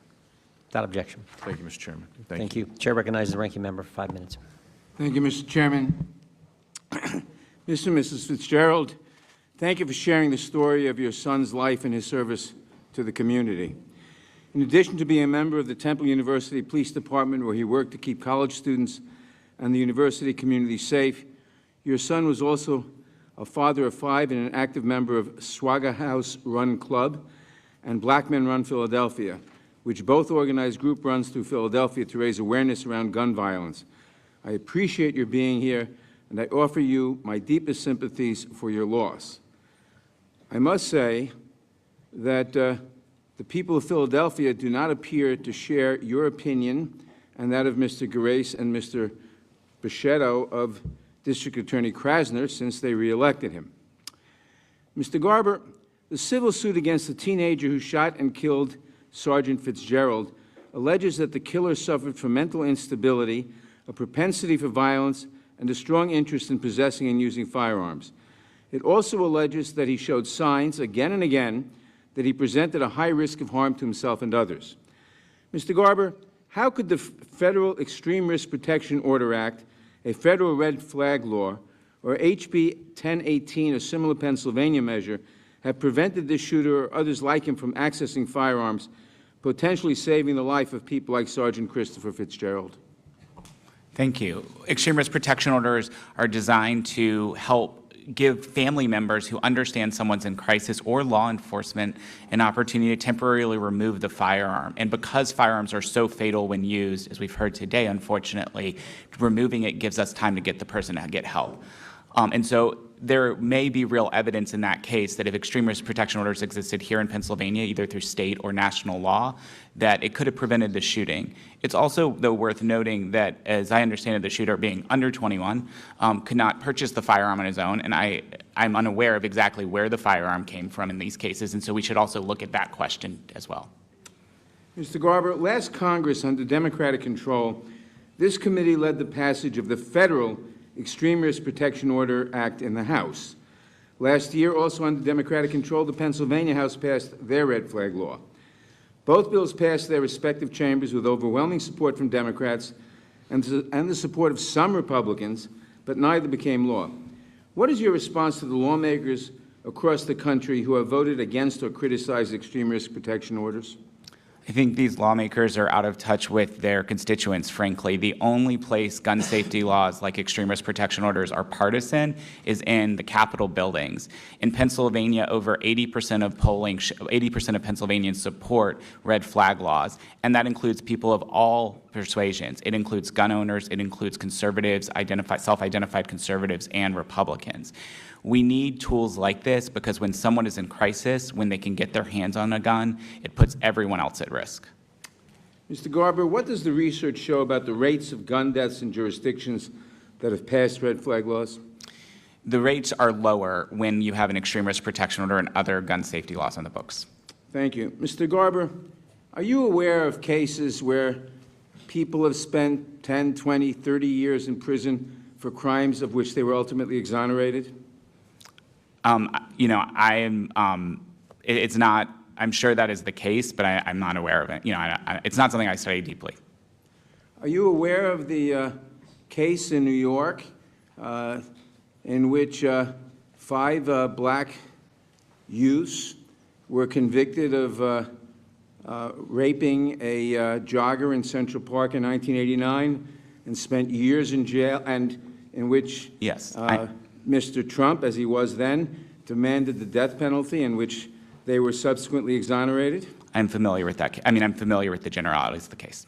Do you think that if death penalty laws give the risk of innocent people ever being executed? Ceasefire PA doesn't have a position overall on the death penalty in these cases. We look at gun safety laws that can prevent the victims from being created in the first place. Thank you very much. I yield back. Gentleman yields back. Mr. Gerace, about a year ago, the governor of Arkansas, Sarah Huckabee Sanders, said that the divide in America today is normal versus crazy. You can go down the list of crazy policies the left now has, like it's crazy to have an open border. Correct. But in the context we're talking about today, some of the crazy policies, is it crazy to defund the police? 100%. Crazy. It just makes no sense, right? Is it crazy not to say bad guys who violate the law should be prosecuted and let them go free? Is that crazy? Say that again, I'm sorry. When you have a district attorney who doesn't prosecute the bad guys. Yes, that's crazy. That's crazy, yes. right? Yep. Not following the law. And here's the problem. Craziness has consequences. How short is the Philadelphia Police Department today in police officers? So we just, I believe yesterday, got rid of our 6th police district, which covered Center City. So now they combine with the 9th district because of lack of manpower. The 8th District is geographically gigantic. It could take from one corner to the other almost 20, 25 minutes, lights and sirens, meaning, pedestrians get out of the way, cars are supposed to pull over. Is there a number? Is there a number short? Are you hundreds of officers short? Thousands. Thousands of officers short? So in the 8th District, there'll be times where there's 2 radio cars and maybe a wagon to cover an area that's so there's a consequence that you don't have enough police officers to do the job when you defund the police and you don't prosecute the bad guys. Correct. But the real consequences are what happened to the Fitzgerald family, to Marisa, who lost a husband, to Mrs. O'Connor, who lost. Those are the real consequences, right? Yes. Yeah. And I thought Dr. Fitzgerald said something really insightful in his. He said a lot of insightful things, but one of the things that stuck out to me was he said criminals aren't stupid; they're just bad. They know the fact that you are thousands of officers short. Absolutely. They know that if they do something wrong, that this, what did you call him? Let him go, Larry? That's correct. Let him go, Larry. Let him go, Larry is going to let him go, right? Yes. They know all that because they're not stupid. They're just bad guys. And bad guys need to be prosecuted. And in order to catch the bad guys, you need officers on the street. And right now, Philadelphia is lacking in both. They don't have enough officers on the street, and they don't have a prosecutor who will go after the bad guys if the officers who are on the street can actually catch them. Correct. That's the situation. Yes. Do you want the honest truth of what's going on? Sure do. Police officers are afraid to do their job because Krasner is looking to hang every one of them. You got to the next point. The next point is, and if they go out there and do their job, they're afraid that the press is going to come after them, or maybe worse yet, Mr. Krasner, who was the officer that was your friend, one of your colleagues who you worked with in the police, who Mr. Krasner took to court. What was his name? Joe Bologna. Joe Bologna. Right? Absolutely. There's nothing wrong with that arrest. Yep. And it goes back to what the good governor of Arkansas said. It's all craziness. It's just crazy to do it that way. I got 2 minutes left. I want to go to Dr. Fitzgerald because I knew you wanted to respond to something Mr. Nadler said, and then I want to yield any other time to our chairman of the crime committee. Thank you, Mr. Chair. I wanted to respond by saying the objective here is not to invalidate or validate, let's say, for our family's purposes, the death penalty. We will stand up and with anyone who's unfairly prosecuted and unfairly sentenced because of bad policing. What we have here is bad prosecutorial actions or inaction. We won't stand for that. So we have rules for a reason, laws for a reason. And when our district attorney selectively, if not even prejudicially, right, determines what it is that he will and will not prosecute, I go back to what you said, Mr. Chairman. Criminals aren't dumb. They're not stupid, referring to what I talked about earlier. They know that when they run into stores en masse in downtown Philadelphia or anywhere in this country, and they run out with hundreds of, or even thousands at times, of dollars worth of products, they will not be prosecuted. If we want to be honest, being honest means talking to real Philadelphians, getting on the street, doing what Mr. Krasner and his pundits said yesterday, just yesterday, and that's let's get some real statistics. Well, let's get some real statistics and see what real Philadelphians think. Yield the gentleman. Thank you, Mr. Chairman. And I'm going to ask, I think, Mr. Bochetto on this.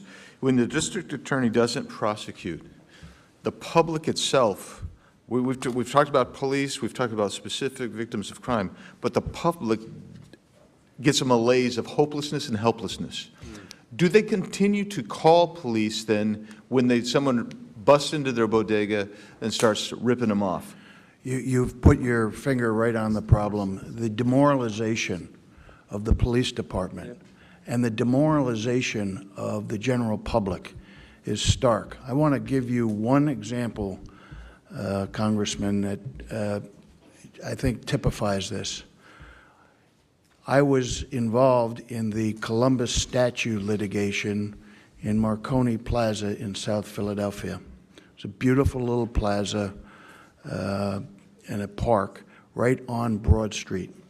And I was sitting there with numerous Philadelphia police officers and a gang of 30 ATVs and dirt bikes and no mufflers came roaring down the street. Unmistakable. It was just as abrupt an interruption of a community's life as you can have. And I turned to the police officer and I said, didn't we used to prevent that kind of outrageous lawlessness on the streets? He said, yeah, we used to, not anymore. You think I'm going to go arrest one of those folks and have Larry Krasner breathing down my neck? Yep. That is a direct example. I was right there. I was an eyewitness. And Congressman, it is exactly what is demoralizing our community from the point of view of being able to rely on the government to keep safety alive. Thank you. Gentleman yields back. The gentlelady from Pennsylvania is recognized. Thank you, Mr. Chairman. I would have been delighted to welcome the Judiciary Committee to Philadelphia for a thoughtful and honest discussion about how violent crime has dramatically declined in Philadelphia in recent years, the challenges our city continues to face, and how the federal government can help. But that's not what's happening here today. Chairman Jordan has not convened the House Judiciary Committee in the city of brotherly love and sisterly affection to explore how Congress can help to reduce violent crime in Philadelphia or anywhere else. Instead, he's brought his traveling circus to town in order to divide Americans, scare voters, influence elections, and distract from the crushing failure of the House majority to govern in this Congress. Chairman Jordan wants to convince people that gun violence is a Philadelphia problem, but the truth is gun violence is an American problem that is traumatizing families in every corner of every community across this great land. So let's start by making three things clear. One, contrary to the statistics cited by the chairman, violent crime in Philadelphia has decreased dramatically in recent years.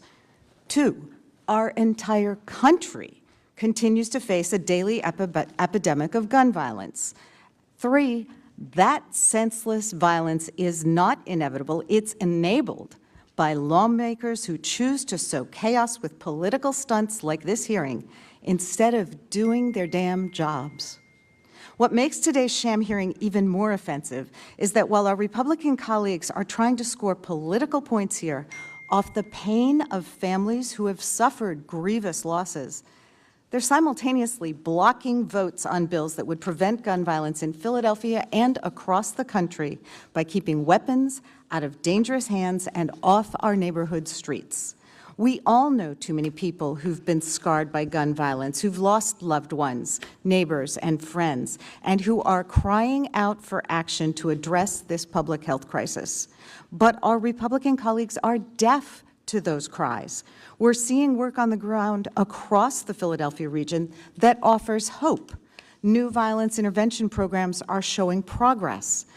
Homicides in Philadelphia this year to date are down by 35% from last year and down 16% from 5 years ago. Police statistics show that violent crime is at its lowest levels here in more than 2 decades. But there is still so much more work to do. Americans are demanding action, and American voters, our children, deserve to know where their representatives stand on the common sense solutions to stop this carnage.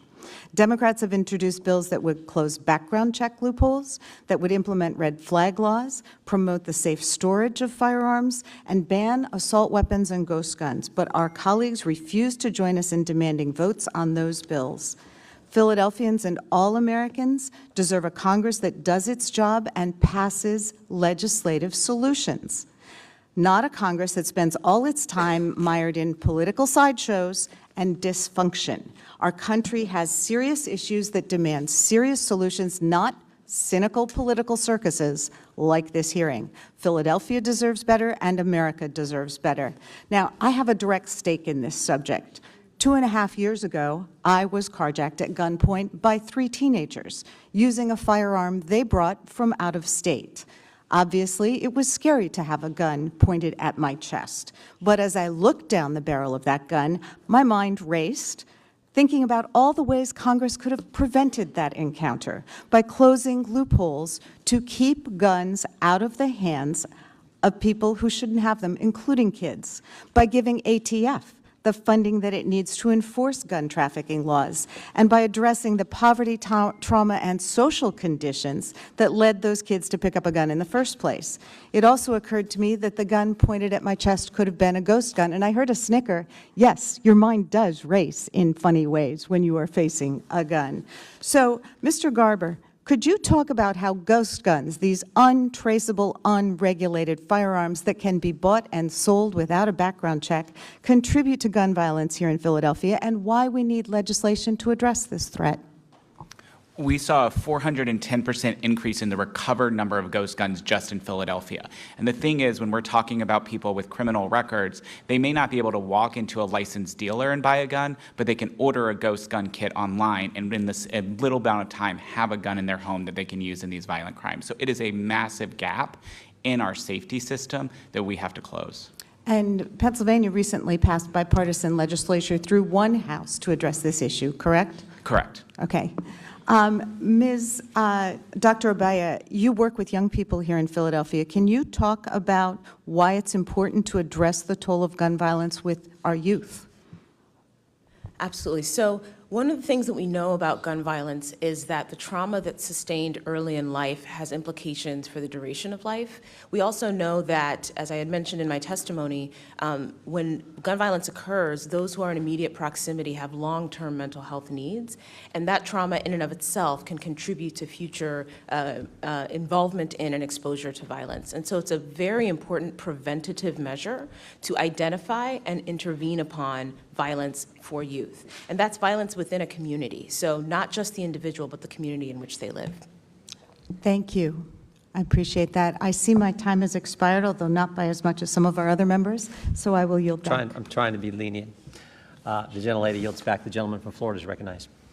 When Philadelphia was coined the city of brotherly love, I don't think Cain and Abel were the brothers they were referring to.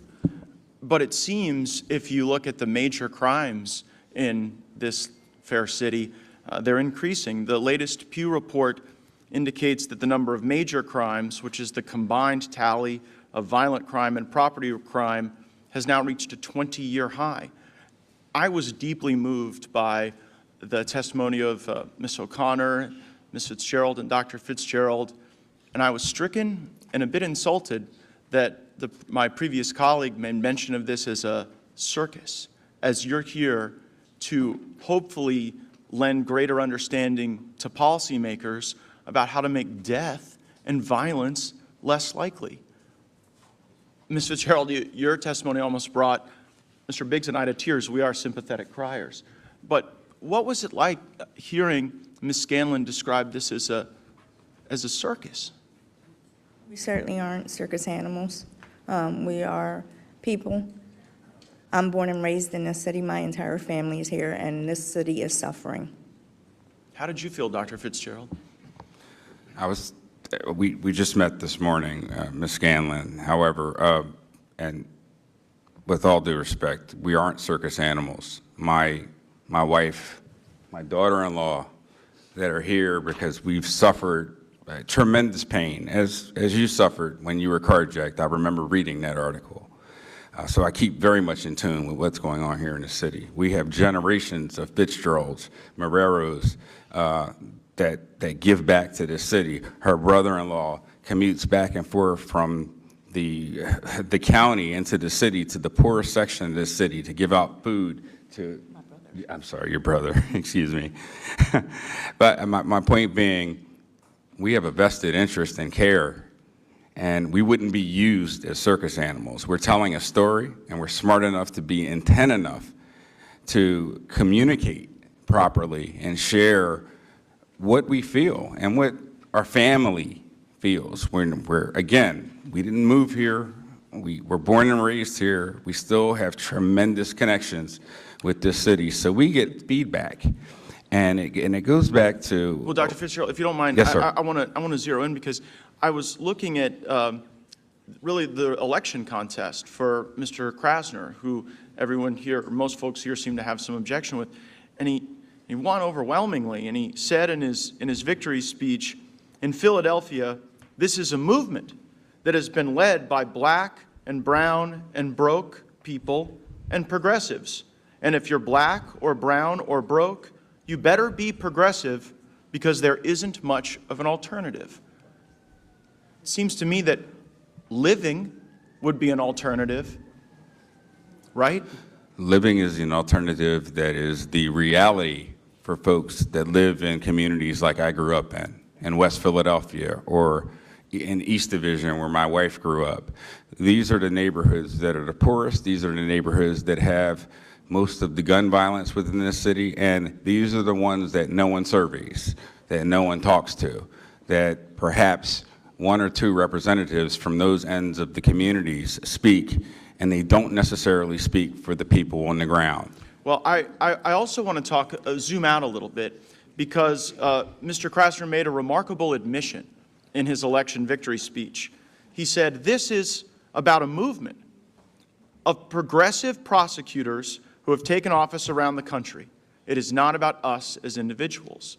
So, Ms. O'Connor, I wanted to give you a chance to react to that this dynamic, this soft on crime progressivism, it's not just an isolated circumstance in one area, but the DAs who are doing these policies, they actually see themselves as part of a broader movement to impact the whole country this way. What's your reaction to that? I'm going to try to keep it nice. I think people are delusional. There is no one here in this room that can come at me with any of the facts about Jim's job. These guys are all lengthy past criminals. How can somebody not understand what's going on, that these men, my husband could still be here today if these men were prosecuted the way they should have been and been behind bars over multiple, these guys have combined 8 to 10 murders underneath of them. It's insane. They have been let out and they know this. These are not, when people are killed in Philadelphia, people just can't wait to see the rap sheet of the person that did the shooting and how many times they have been let out. It is ridiculous. My son is a police officer. He has locked someone up who laughed in his face and said, I will be out in a few hours. He was right. And our district attorney, oh my God, my son was in the police academy and this man came up to him as he was standing around the hero wall. And he said, how you doing there, sir? And my son looked at him like, are you crazy? He said, how am I doing? That's my father on the wall right there. And Larry couldn't even look at him and just turned away. Like, it is, the policy is, everything is totally out of control. And people that respect this man or want to vote for him, let it happen to your family, and then you'll see how you'll feel about everybody walking free and what goes on in this city. I see what the police officers go through. They are scared to do their job. You have nobody going into the academy. Why would they? He is looking to prosecute the police more than keep people in jail where they should be. It's ridiculous. Mr. Chairman, I see my time has expired, but I just wanted to thank all of the witnesses and certainly express my appreciation for the hearing and my understanding that this is no circus. This is a very serious endeavor that is life or death, and I yield back. Chair recognizes the gentleman goes back. Chair recognizes the gentlelady from Pennsylvania. Thank you, Mr. Chairman, and I yield Ms. Scanlon a bit of time, and then I'll get to my questions. Thank you. I just wanted to clarify for our witnesses, and of course Mr. Gates knows better, that I was not referring to the witnesses whose pain is very real, and we really appreciate their testimony here and their efforts to try to make the city a better place. I was referring to the actions of our colleagues as being circus-like and of trading on the pain of other people. So thank you, Ms. Dean. I yield back to you. Thank you. It seems to me that we have two hearings going on here. And what you have suffered, the folks in this room, the O'Connor family, the Fitzgerald family, there is nothing we can say that will heal your pain, and we know that. But I hope you know that as serious legislators, as somebody who has wanted to do something about gun violence when I was a professor at LaSalle University, when I was a young mother to 3 children, taking my kids to the Million Mom March 24 years ago. Some of us are very serious and intentional about wanting to do something, and so you might see some frustration in us. This very committee held a hearing to defund the ATF. Is that the right direction for this country to go?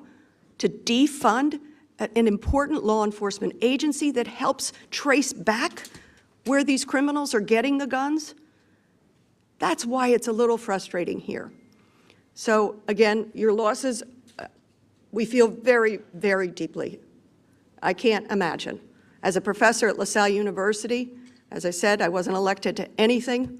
I had an adult woman in my night class who talked a lot. We'd meet in conference about her writing. We talked a lot about her precious 15-year-old sons, twins. And then the next semester, I read in the newspaper of one of the 16-year-olds being shot and killed based on a gripe, some gripe among 16-year-olds with guns. Let's get serious about how do we get these guns out of people's hands. As federal legislators, what can we do to make a difference, to get illegal guns off the street, to get guns out of the hands of folks who are prohibited purchasers because they're unsafe, they're unwell? Let's get serious about that. So, Dr. Abaya, I want to start with you. You have recited what we know to be an extraordinarily shameful American statistic. Children in this country are more likely to die of gun violence than any other cause. I don't know another nation that wears that badge of shame. That's the United States. That's not just Philadelphia, folks. That's the United States. You're in the trenches. You're dealing with families who are dealing with these incredible losses. What are the most effective things we can do? And you have cited the statistics. In Philadelphia, unlike what some of my colleagues said, crime down 38.28%, homicide, rape down 22%. But let's just stick with the gun violence. What are the effective things going on in this city, regardless of the Krasner argument that's going on? What's going on that's effective and is bringing down this rate? Thank you so much for that question. So a public health approach to addressing this issue really consists of identifying modifiable risk factors in community. This is something that's worked with a myriad of diseases that have had successful public health interventions over the years. What are the modifiable risk factors that can be intervened upon within community? These start with the individual, but also involve the entire community, even the built environment. And right here in Philadelphia, some of the most seminal studies have been done that demonstrate the impact of these strategies. So I mentioned CVI. These are strategies that identify people who are at highest risk of near-term violence with an aggressive case management plan. These people are engaged by someone that they trust, someone who can pull them from the cycle of violence for a period of a minimum of months. This is not a short-term engagement. It's not a Band-Aid. It's a way to significantly alter a person's life course forever. What we really want for community safety is for people to not enter into violent situations and then be withdrawn and then enter and withdrawn. We've seen that in our homicide review cases when I was at the health department. We saw those cycles of continued exposure, repeat injury over and over again. Interventions that intervene when we recognize those modifiable risk factors and transform them, address them sustainably by providing, for example, employment where someone has an actual place to go day to day, cognitive behavioral therapy and other types of mental health interventions. Those strategies are known to be effective. There are other things that have been studied in the city of Philadelphia, such as changes to the built environment, as I mentioned, greening, which had a measurable impact on reducing violence in the areas that were transformed. This is community transformation that has impacts actually beyond gun violence. So I think that the thread of hope here is that there are interventions that are proven. There's promising research being conducted every day, and there's a lot to invest in that could really change lives. Thank you for your work on this. What is a public health crisis? We have another public health crisis going on, which is addiction. And so I invite the chairman to please come. Take a look at what is going on in Kensington if you want to be serious about doing anything around addiction and mental health. And I'll end with Mr. Garber. That's a public health approach. What have you been doing at the state level that's been successful with the Democratic House that we should take to the federal level? I think we've found ways to find common ground. Right now, we're really focused on firearm trafficking, especially. I was talking to a detective in Montgomery County yesterday about how lapses and slowness in the electronic records of sale system, which is our state public background check system, is impacting their ability to identify traffickers, before someone loses their life. And so we're working with Republicans and Democrats on legislation to address that. And already in the last year, we've had 3 bills, the Extremist Protection Order bill, ghost gun ban, and a universal background check bill. And the background check bill is really important for Congress to look at, because in Pennsylvania, while we have an extremely strong state-based background check law, that we see guns travel up from my home state of Georgia, from the south, up the iron pipeline, right into Philadelphia, and cause this violence. I thank you, and I thank you, Mr. Chairman. I'll yield back. Generally, Excuse me, I do have a unanimous request. Recognize. Consent. I ask unanimous consent to enter into the record the Philadelphia Police Department Major Crimes Report citywide 2024 because I really want to correct the record. Mr. Gates had statistics from some other era. So I ask unanimous consent to put this in to show that homicide is down 38.28%. Without objection, gentleman yields back. Gentleman from Virginia. Mr. Chairman, can I recognize for unanimous consent? Sure. Yeah, Mr. Chairman, I just seek unanimous consent to enter into the record the 2023 Pew report that indicated that major crimes were to a 20-year high, which combines violent crime and property crime. Without objection. Gentleman from Virginia is recognized for 5 minutes. Mr. Chairman, if we're doing unanimous consent, I have a couple as well. Gentlelady from Pennsylvania is recognized. There's a January 18th, 2024 article from the Philadelphia Inquirer by the Director of the National Institute for Criminal Justice Reform entitled, "How Philadelphia Reduced Gun Violence in 2023." Without objection. Also, an April 30th article from NBC 10 Philadelphia titled, "Philly Leaders Encouraged by Drop in Homicides So Far This Year." Objection. Also, an April 12th article from Fox 29 Philadelphia titled, "Carjacking Significantly Declined in 2 Years, Philadelphia Carjacking Task Force Reports." Without objection. And an April 15th article from WHYY titled, "Philly D.A. Sets Up New Unit Focusing on Repeat Gun Offenders." Without objection.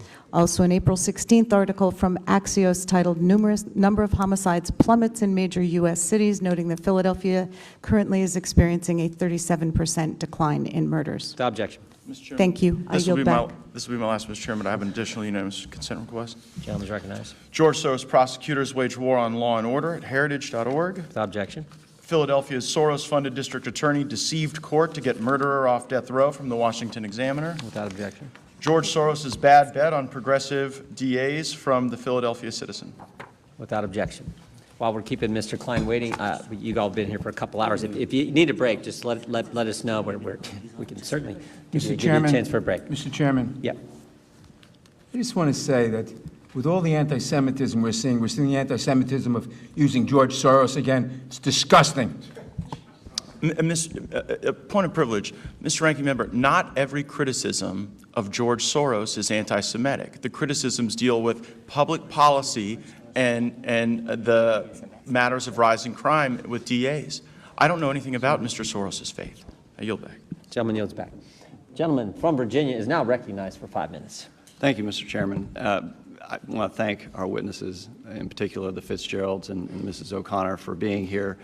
Your stories are tragic, and we share your grief. I love the city of Philadelphia. I love to come here and visit. The history is amazing, and my kids love it. We came up here and got to tour around. We tried to go to a pizza place up in Callow Hill, crossed under the convention center, and that was a wrong turn because we saw some tragic individuals underneath that tunnel, and we want to come back here. I told my kids I was coming up here for a hearing, and they looked and said, "Daddy, don't go back to the convention center," because they remember what they saw here. So there is greatness in your city, but there's also crisis in your city, and the crisis comes as a result of the budget that Mr. Biggs put in the record, which in 2021, I'm just going to read it. To address fiscal challenges and issues with equity in law enforcement, the Philadelphia Police Department's budget was reduced by $33 million. That had a real impact. When Chairman Jordan asked how short on officers are they, well, I got on Google, and it says in a force of 6,500, at the beginning of this year, they were short about 1,000. And over 100 retired on January 1st of this year. Over the next 2 years, another 600 are scheduled to retire. There is a crisis in confidence among law enforcement, and that is having a real impact on crime in Philadelphia. Over the last year, property crimes, including retail theft and carjackings, have risen by more than 15%. Retail theft has increased by almost 28%, while vehicle theft has skyrocketed by 72%. And that comes from this district attorney that refuses to prosecute. Mrs. O'Connor, I wanted to ask you in particular about when you mentioned in your testimony about the 4 men involved in your husband's shooting. At least 2 had prior convictions for violent crimes, including murder, and at least 2 had lenient sentences and were out on bail or parole. Can you just go into detail a little bit on that and what that does to crime in the city? It's, again, I wish I had the time to go through and pull up all 4 of their prior arrests. It's, these guys were, there was one over 21, the rest were under 19, 18 years old. And just the amount of, I guess it starts with the gun charges that they were arrested for. And to be let out on that, well, why? You know, you commit a crime, you should be in jail, you should stay there. And to be let out, and then to find out, like I said, the main shooter, 5 names he wrote on that wall in prison cell, proudly, very proudly. I mean, 19 years old. It doesn't make any, at the time of the case, my daughter was 19. I'm like, this woman's in the Air Force trying to get her, you know, life together and figure it out. Or she could have sat home and just shot people and sold drugs and, you know, and got away with it for how many years?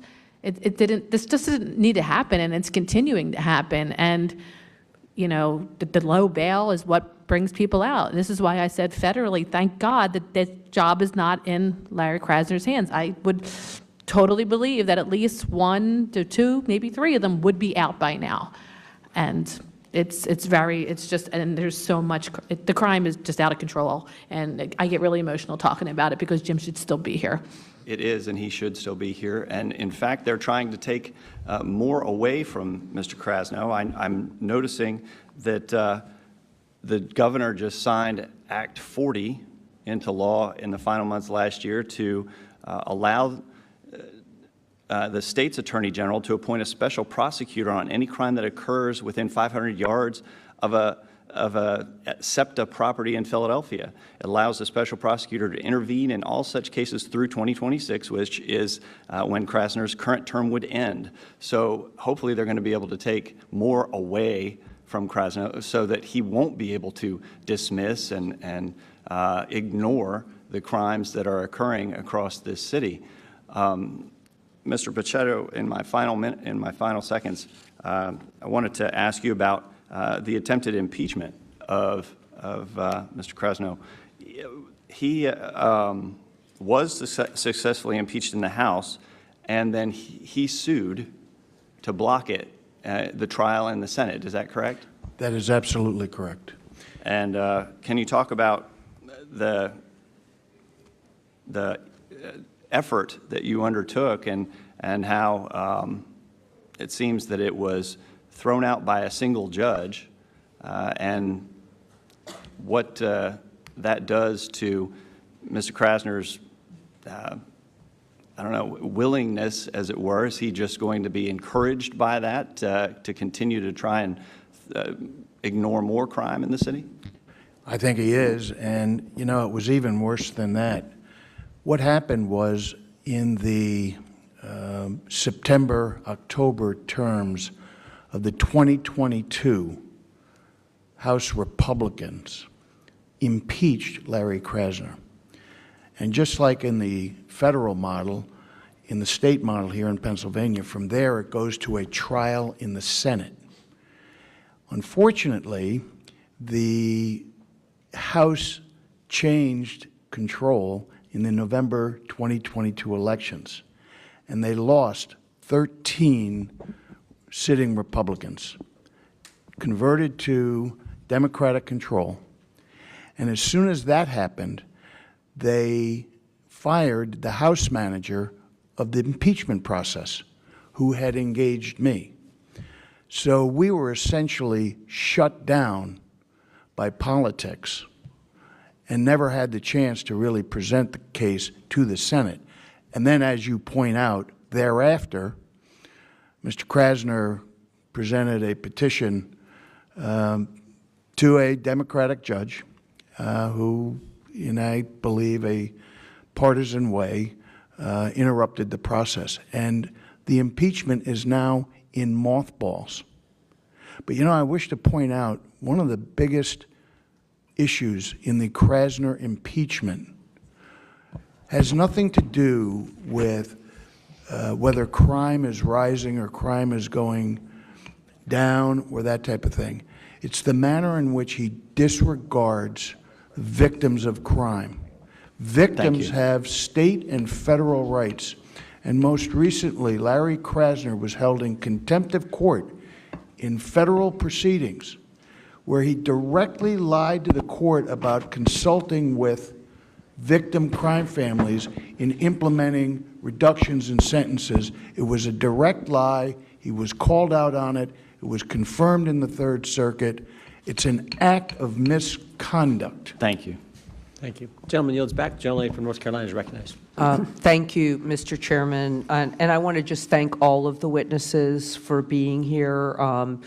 I was born in Philadelphia. My father, his entire family's from Philadelphia, and so every time I come back, it has a special place in my heart. And I do believe that every single one of you here wants Philadelphia to be the best that it possibly can be. And so I'm going to focus my questions on things that might help prevent violent crimes from occurring. I represent Wake County, North Carolina, and this is a place that's home to both metropolitan centers like downtown Raleigh and smaller, much more rural towns. Yet each part of my district represents the challenges that we've heard today, though not with our district attorney. But what we've seen is that violence isn't segregated to large cities or democratic areas.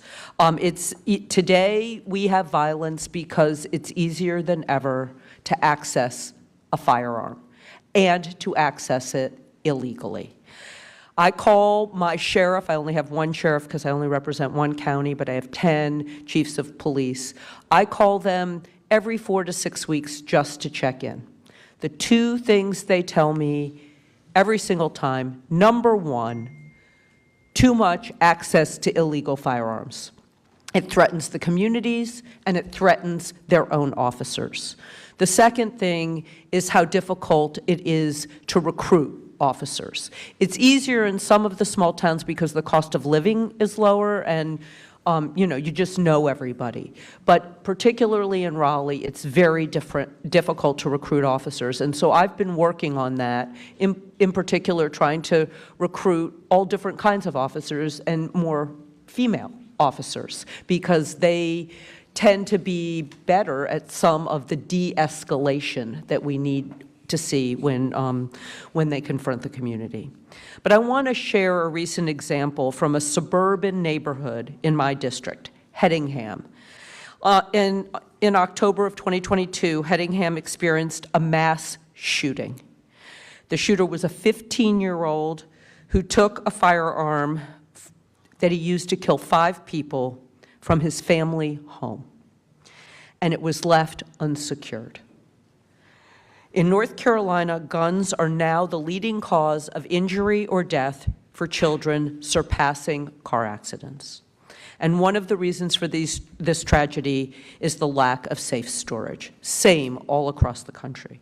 42% of the households in my state own firearms, legally own firearms. But half of those households do not have safe storage. Nationally, 70% of school shootings are committed by children who have had unsecured guns in their home. 75% of unintentional shootings of children are committed with unsecured guns, and 80% of firearm suicides by children involve family weapons.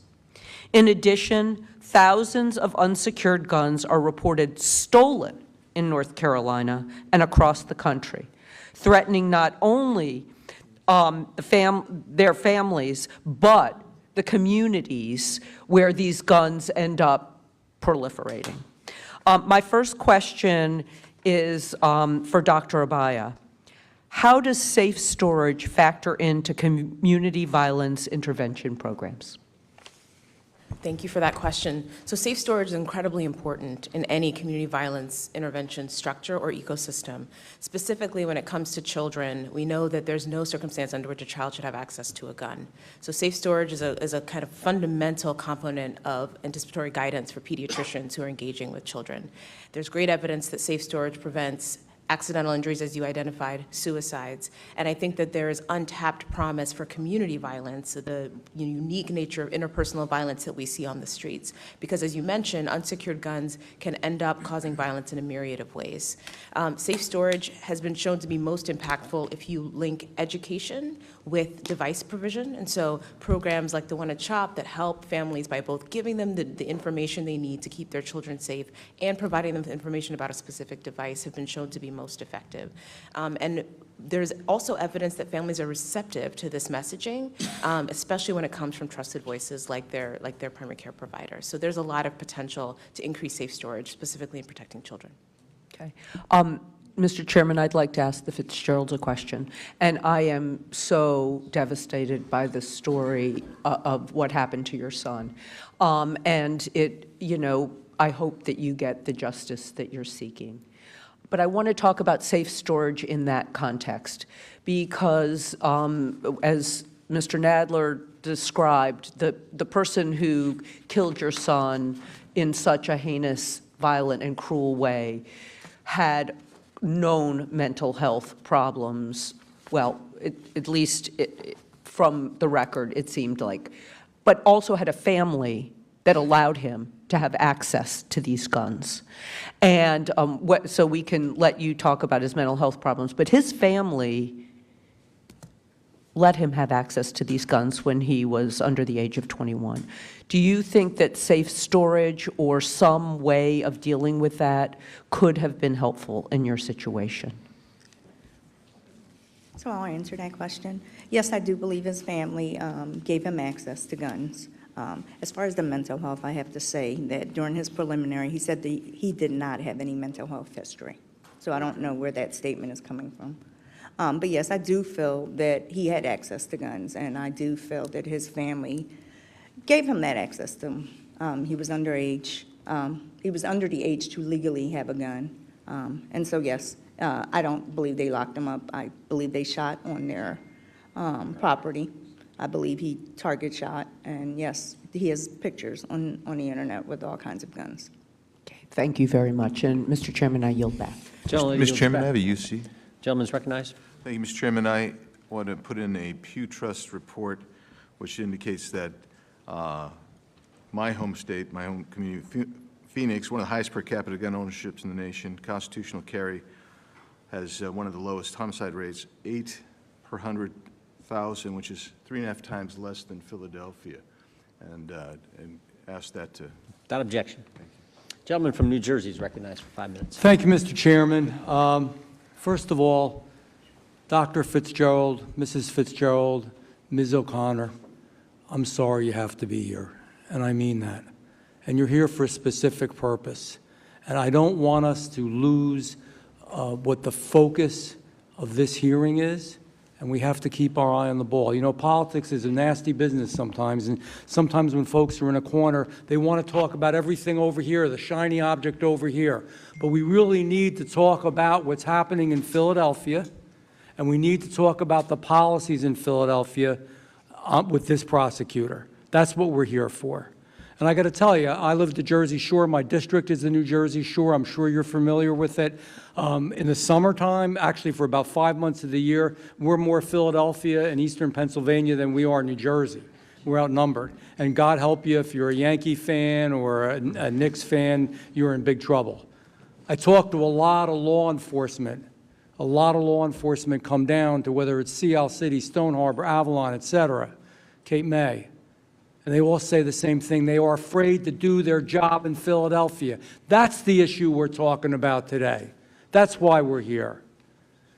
I talk to people who live in Philly, that love Philly. It's in their blood, multiple generations, and they are scared. And they are not only, let me just, the 1,000-pound elephant or whatever.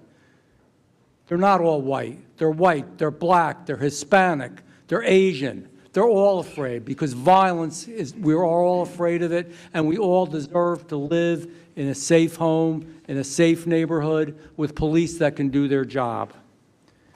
And you know, we're talking about the death penalty and Donald Trump and ghost guns and George Soros and anti-Semitism. No, George Soros, the issue is he purposely and willfully has made it a goal of his to liberalize and change prosecutors throughout the United States of America, including Philadelphia, and is directly involved. It has nothing to do with anti-Semitism. We talk about political agendas, safe storage. That's not the issue today. They're important issues. Some of them are, some of them, quite frankly, aren't, but some of them are. It's not the issue. You know what the issue today is? It's enforcing the law. It's against the law to rape. It's against the law to murder. It's against the law to beat people to death. It's against the law to distribute drugs. It's against the law to carjack. It's against the law to steal it. But we are not enforcing the law in the city of Philadelphia and in many other locations in the United States of America. And we can talk about all these other issues that people are bringing up today, but that's the issue that we're here for. Larry Krasner. I'm sorry, I'm going to say it because, you know, I'm a blunt guy. I'm not an attorney, I'm a dentist. And we just say it right out there. He's a bad guy. He's doing bad things. Larry Krasner, cops are in danger because of what he does. Larry Krasner, and I hate to say it this way, I don't know how else to say it though. Your son, your husband, isn't here because of his policies. It's common sense. How can you keep leaving people out over and over and over again when they've killed and raped and stolen and hurt others? It doesn't make sense. It's wrong.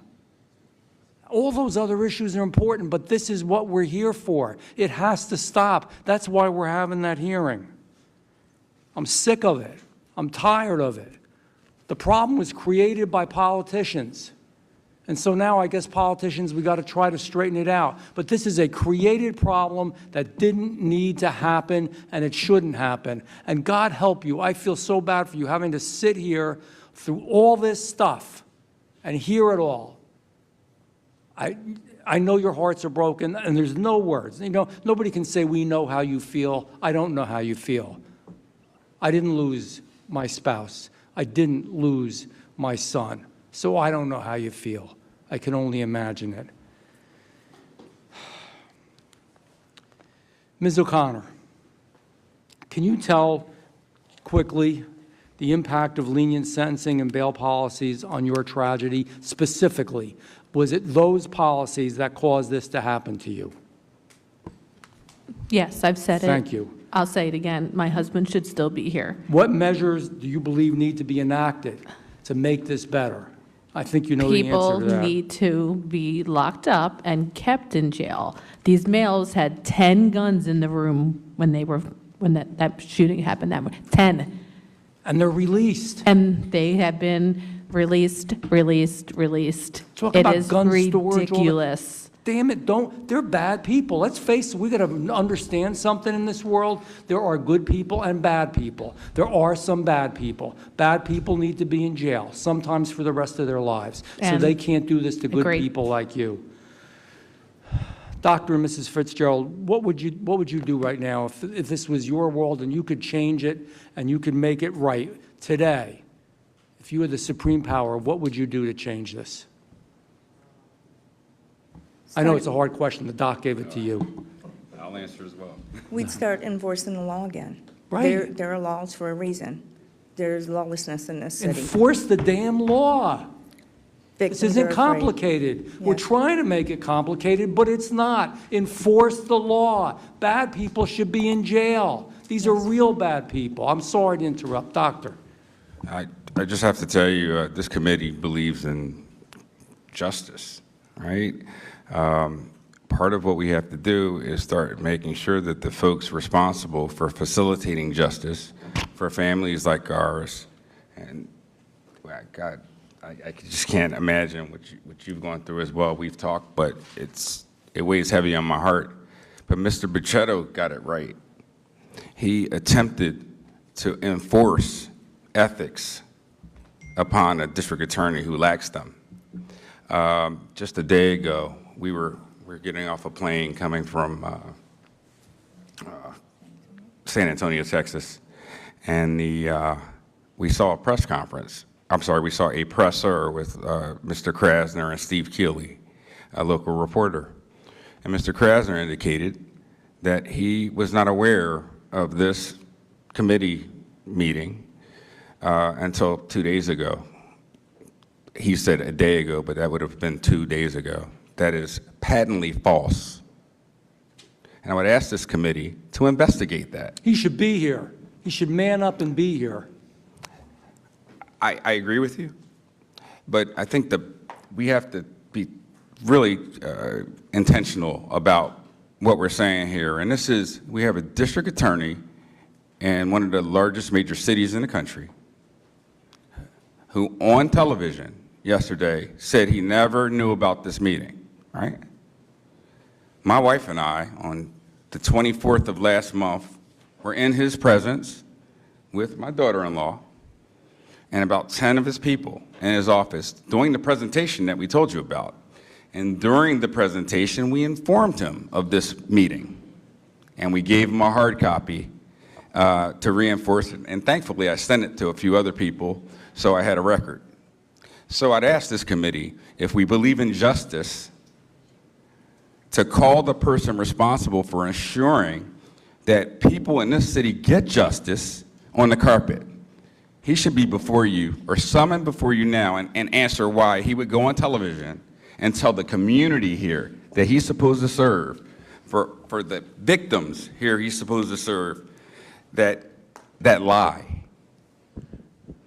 I can't understand how we can confuse it.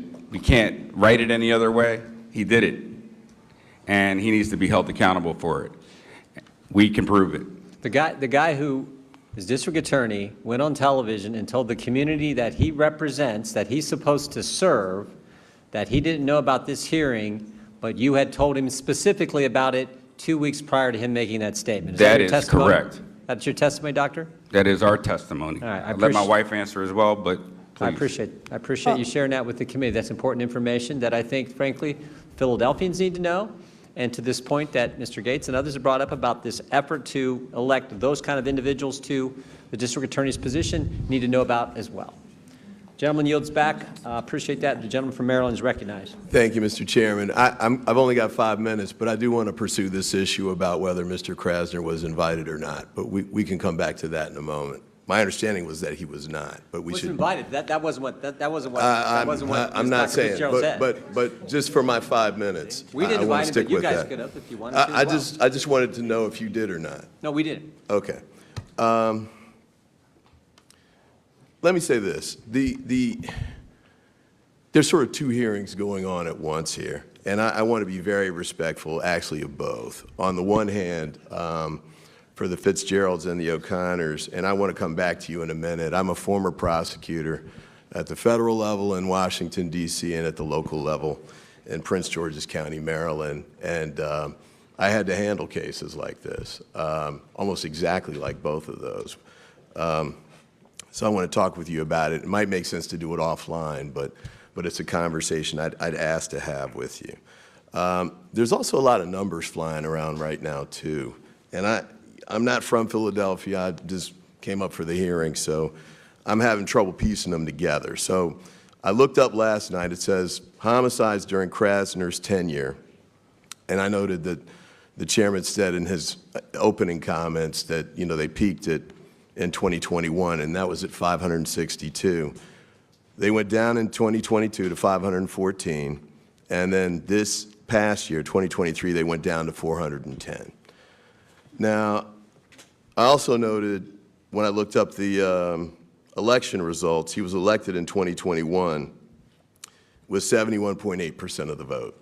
So I'm having trouble sort of squaring the two together, that he got that, well, I can come to you later, but, you know, how he got that much support. And I guess there's more, you know, there's another election coming up. And I guess we can see how it fares at that point. But I did want to raise this issue, too. As I mentioned, I was a prosecutor. I started in 1990 in D.C. during the height of the crack wars. And the local DA here was a guy named Ron Castile, I guess. In 1989, the homicides were 476. In 1990, they were 500. And I guess he left. That's his ghost turning the lights down? I don't know. I guess he left in 1991 to run for mayor, and he lost that race. But I did want to kind of note that those two numbers, 476 and 500, were significantly higher, actually, certainly than Krasner's in 2023 from 410. Now, normally at a hearing like this, one of the things I would like to do is figure out why that's the case. You know, what was happening in 89, what was happening in 90, what's happening now. And then we would try and put together legislative priorities to figure out how to continue to bring the numbers down in Philadelphia and across the country. But that's not what we're doing today. And the chairman mentions, you know, crazy things about policies, focused primarily on Philadelphia, but I got to note a couple too. Ghost guns, which was referenced a few minutes ago. There's legislation in Congress to ban ghost guns, and there's no serious argument for having them available. They don't have serial numbers. The only reason is so they can avoid criminal prosecution. There are 0 Republican sponsors for that bill. I think it's 150 plus or something on the Democratic side. I've got a bill called Raise the Age, which would lift it from 18 to 21 for you to be old enough to buy an assault weapon. And I didn't think that would be controversial because current federal law already is you've got to be 21 to buy a handgun. I have 0 Republican co-sponsors for that bill. We're well over 100. Defund the police, which has been raised repeatedly by my colleagues. But I've got to note that I've got at least one colleague on this panel who's got a bill to defund the FBI and another one who's got a bill to defund the ATF. So, Ms. O'Connor, I'm glad your case is being handled in the federal court, but if that bill were to pass, they wouldn't have the apparatus to do it. So, you know, I think it's important for us to try and figure out how to continue to address these problems, and they're not easy to address. They're very challenging in a lot of ways. I don't think it's fully partisan either. When I was walking here from the hotel, I passed a billboard in the next block down, and it was by J.P. Chase, not exactly a liberal bastion.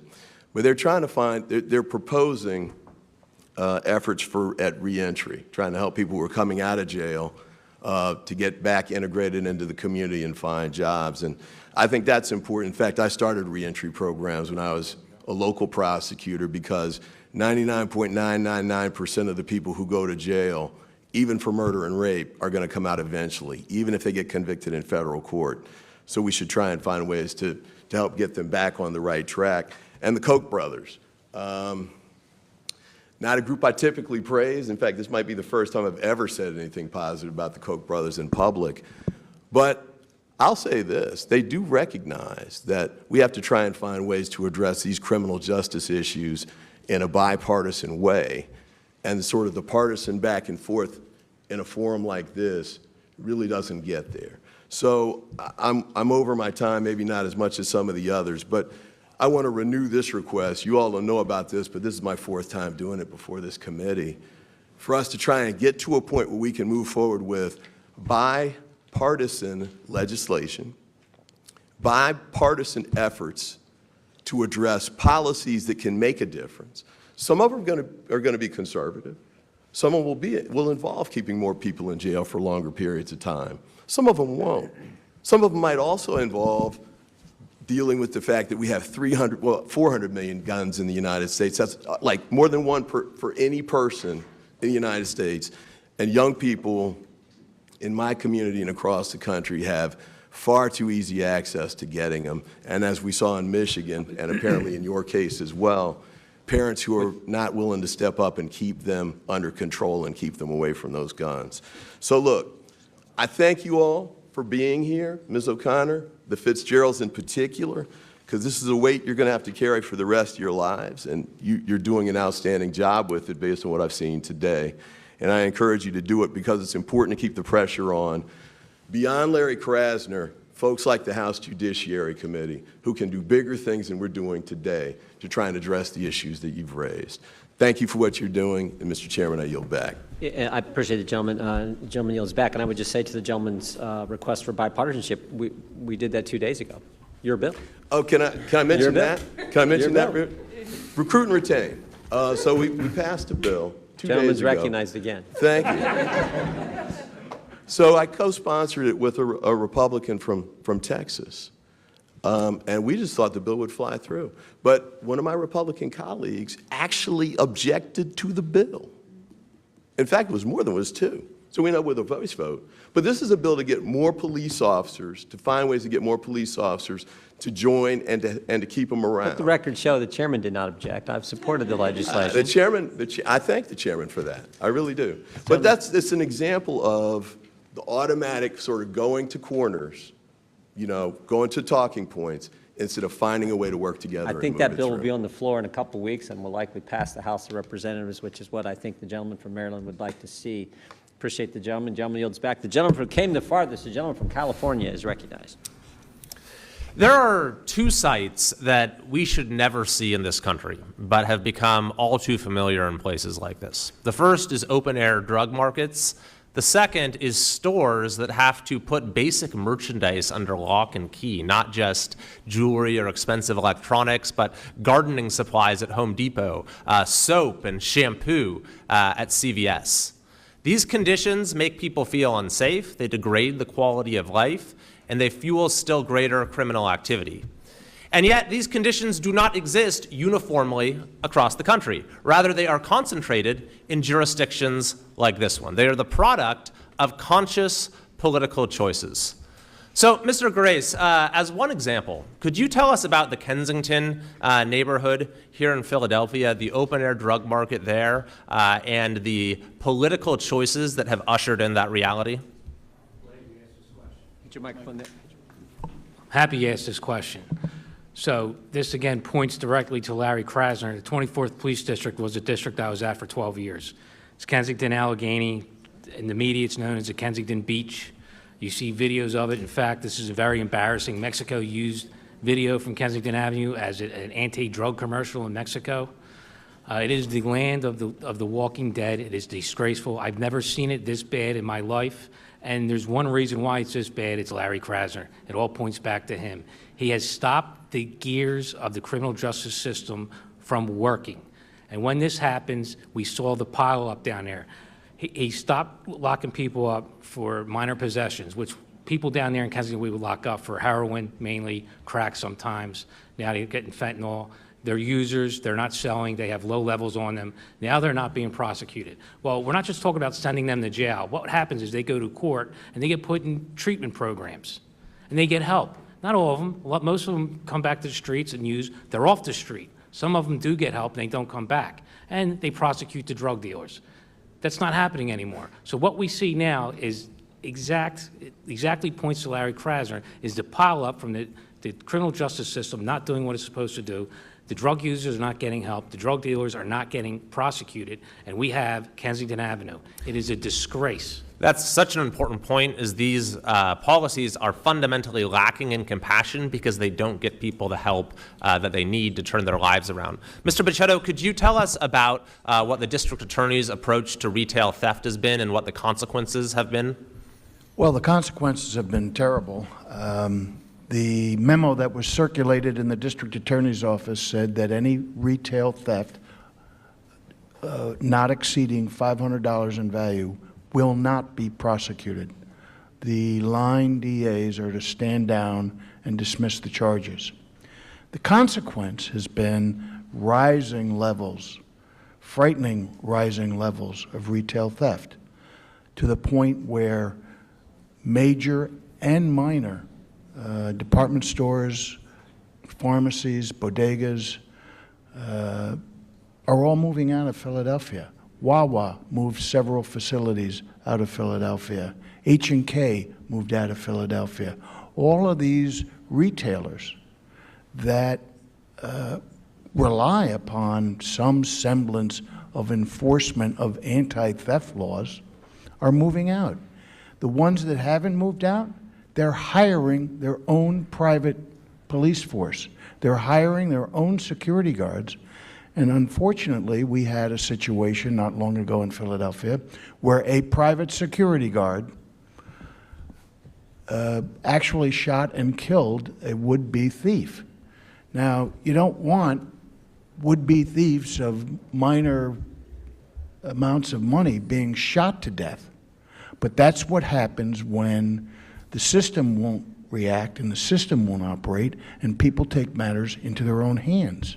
That's right. I thought we, years, decades, centuries ago, got past the idea of people taking matters into their own hands and having an organized law enforcement system for a civilized society. That's right. We do not have that any longer in Philadelphia, thanks to Mr. Krasner. The link couldn't be clearer between the political choices and the reality that folks are forced to cope with. And, you know, for the last year, Mr. Chairman, this committee has been examining the crime crisis that exists in cities across this country, and everywhere we look, it's the same story. It's the same three causes. It's criminal laws that don't have appropriate consequences for criminal activity. It's police departments that have been deprived of funding and personnel. And it's prosecutors who refuse to fairly and even-handedly enforce the law. It is the triumph of politics over public safety. And I agree with my colleague from Maryland 100%. We need to have bipartisan support for restoring the proper place of public safety. Fortunately, that is, I think, what you're seeing right now, is the pendulum is starting to swing back towards sanity. Even in my home state of California, the district attorney of San Francisco was recalled. The district attorney of the neighboring county, Alameda, where Oakland is on the verge of being recalled. Police departments that had their funding cut have had it restored, and a ballot initiative that would reverse some of our worst drug and theft laws is gaining overwhelming support. So the work of this committee, I think, has been very important in swinging the pendulum back the other way. And as a final note, I just want to say thank you to the victims and families who are here. Your voice is incredibly important in that as well. I can't imagine how painful it must be to relive the loss and the trauma and the horror that you went through, but your voices are incredibly important in catalyzing the change that this city and this country needs. Thank you. I yield back. Gentleman yields back. The chair now recognizes the gentleman from this great state, Mr. Muser from the state of Pennsylvania. Thank you, Mr. Chairman, very much. It's great to be here. Appreciate you inviting me and waving me onto this committee. Incredibly compelling testimonies. Just feel so much emotion towards each one of your testimonies. Certainly to the Fitzgeralds, beyond condolences, the Stevens, Ms. O'Connor, Mrs. O'Connor, so many real-life situations that you're expressing to us. Your testimony is very real. And it must be very frustrating for me to hear some want to deny the realities of crime, of the sense of safety that people have. We're smash and grabs, and we got this new migrant crime. We got squatting. We got all these new terms basically that have been created just over the last couple of years because of the reasons that have been very well expressed here. Also the character of the district attorney. I mean, the list goes on. Us in Pennsylvania know this individual and know his shortcomings, and yet he does get reelected overwhelmingly, and he can't even tell the truth about whether or not he knew about being here, which under testimony, Dr. Fitzgerald stated emphatically, yet was even questioned. Even that was not treated in a credible manner. If we can't face reality, we're certainly not going to solve the problem. So crime is out of control. Since Krasner's been in, murders in Philadelphia, no matter how you slice it, are up over 30%. There's minimal enforcement that takes place. I mean, look at our campuses, even University of Pennsylvania, certainly Columbia, UCLA, the list goes on. There's no enforcement taking place. It was allowed to fester until it got to a breaking point, and finally they went in. And that's what's happening on our streets when you just let it go. And I don't have to tell you, Dr. Fitzgerald or Mr. Gerace, you know it, and you see it, you live it. So the reasons are, we've discussed. Prosecutors are simply not prosecuting. As a matter of fact, in Philadelphia, the prosecution rate of violent criminals is down under 30%. 6-7 years ago, before he got into office, it was nearly 70%. And you know what? In most cities, many cities anyway, it is that high. Compare Philadelphia to San Diego. San Diego has a prosecution rate above 70%. Krasner, by the way, no longer provides the data on his prosecution rate. So we think it's about 30%. Similar sized cities, Philadelphia is a little bit larger. Philly last year, down from 509 murders, which was more than New York City, which with 1/4 the population. Last year was 389. San Diego, that prosecutes violent crimes over 70% of the time, had 45 murders. Homicides, murders. So anyway, and so that's number one. Number two is the defunding of the police. The numbers are clear. The numbers don't lie. Since 2020, the Philadelphia Police Department is down $66 million. Now, the size of their budget and all is, I believe, about $750 million. But I mean, you know, it's almost 10% since 2020, with inflation and everything else. So hundreds, thousands, Mr.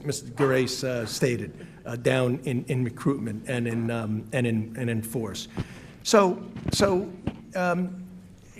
let's let me ask you, Mr. Fitzgerald. We already stated how Krasner lied, so we won't cover that again. But do you believe that Krasner is not prosecuting those who break gun laws, not enforcing the simple gun laws that some feel are the answer to all this? But are gun laws that exist in Pennsylvania and Philadelphia being enforced, or are they being let out as well? As a chief of police in another state now, it's hard for me to focus simply upon Philadelphia. However, I obviously have deep roots here within the police department, and I will tell you that there is a dramatic effect in the city for when there is a lack of prosecution for gun-related crimes. I'll cite an instance. I have a family member that's in politics here who was in his district, and he said hello to someone that he knew probably should have been in jail. He talked to the person and said, "What's going on? You just got arrested for having a gun." This person had been arrested 5 times for having firearms in their possession, and said, "You know why I'm out." So if these gun laws were enforced, you think there'd be less gun violence? I believe that if these gun laws here in the state, in the Commonwealth of Pennsylvania, were being prosecuted effectively, were being pursued effectively, would work. We're not perfect. No one's perfect. We're not asking that a district attorney's office be perfect, or even legislature. But what we can ask for is there be a semblance of civility. Sure. And that civility comes with having the rule of law. And when the rule of law is not enforced, you have anarchy. And we're seeing anarchy in our cities. I'm in Colorado now. I've been a police chief in Iowa. I've been a police chief in Texas twice, Pennsylvania. Fortunately, I'm able to sort of see across the country what the ebbs and flows of violent crime, cause people, and what gun-related violence cause. Mr. Gerace, do you feel that the morale of police is low due to disrespect, defunding, and demoralizing? 100%. So these criminals, they know, they tell these cops to their face, Uncle Larry's going to let me out in a couple hours. That's exactly what happens. So the numbers in these carjackings and shootings, one of the reasons why juveniles are being ushered in, they're being arrested, and they're out within 5 hours. And we all know if a juvenile gets in trouble for something, there's no consequences, they're going to keep going. What can we do about it? Prosecute the crimes. I mean, this was almost a banana republic. It's a joke. It was mentioned as a circus. I know where the clowns are. You keep saying you want new gun laws. Let's enforce the gun laws that are on the books now, and we'll see what happens. We don't need new laws. Yeah. We need the prosecutor to prosecute the laws that are on the books right now. Yeah, and we're talking about Larry Krasner's election results. You need to know the nuances in Philadelphia. Mm-hmm. The election is in the primary. He won by 6%. 17% showed up to vote. That's it. Yeah. You can put a teddy bear could win the primary, and when it came to general election, the Republican will lose to the teddy bear in Philadelphia. That's the way it is. Ms. O'Connor, I'm going to give you a last word, please. Is there anything that you'd like to say to Larry Krasner if he did show up as he was invited?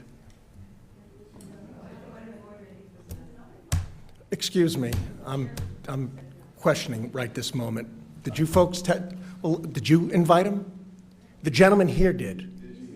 Oh, hold on a second. Larry Krasner stated that he did not know about, he didn't, whether we were invited or not, he did not know about the hearing, and Dr. Fitzgerald testified under oath that he did in fact know about the hearing. So, excuse me. I think the chairman addressed that a few minutes ago. You want to sit there and defend George Soros? You're the one here who I'm asking receives how Mr. contributions from him. Fitzgerald Larry knew- Krasner receives I'm $1.5 asking how million. Mr. Fitzgerald I'm in the knew- middle of my testimony. I'm asking how Mr. Fitzgerald knew that Larry Krasner knew about this hearing. No, we did not. I'm going to let Mr. Fitzgerald explain it because he said it right. What he said was there was a hearing. He told the District Attorney Krasner there was a hearing, and after that, a week and a half later, Mr. Krasner said he didn't know about the hearing. That's not being truthful because he heard it from a guy who was coming to testify and knew about the hearing, obviously because him and his wife are testifying. That's what took place.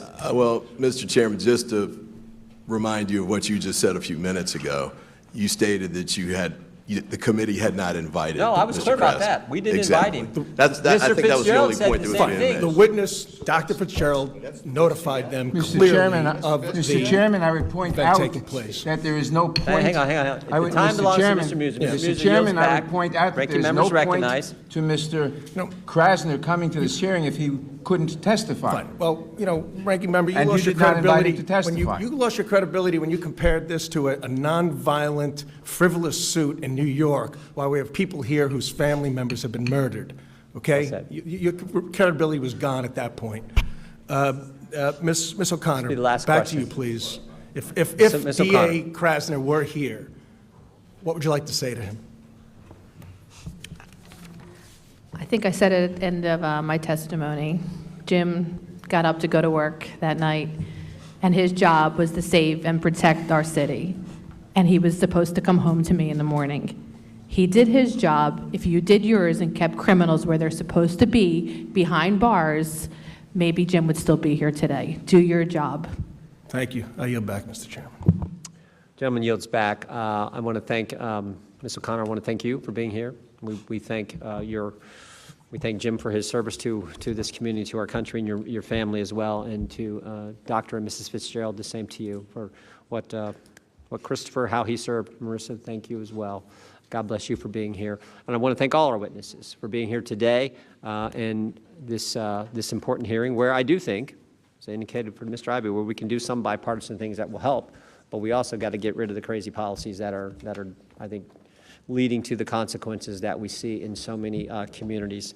That concludes today's hearing. Without objection, all members will have 5 legislative days to submit additional written questions for the witnesses or additional materials for the record. The hearing is adjourned.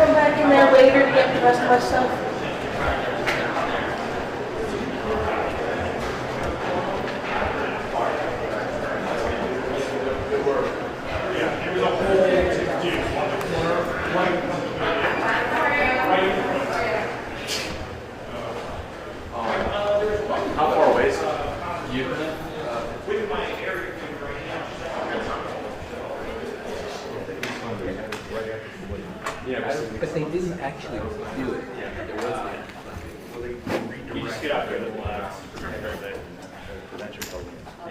But I just don't understand how that money is figure out where it went. members will be standing here, primary speaker will be here. NTD? No. You can put your mics up, it's funny. No, I decided to stay. I didn't know I knew those brotherly love. I know. By the way, for anyone visiting, I know. You should get it. When you visit Philadelphia, it isn't like a catchphrase like the Big Apple. Philos Philadelphia means brotherly love. But so when they kind of punch it around, I'm like, you guys know.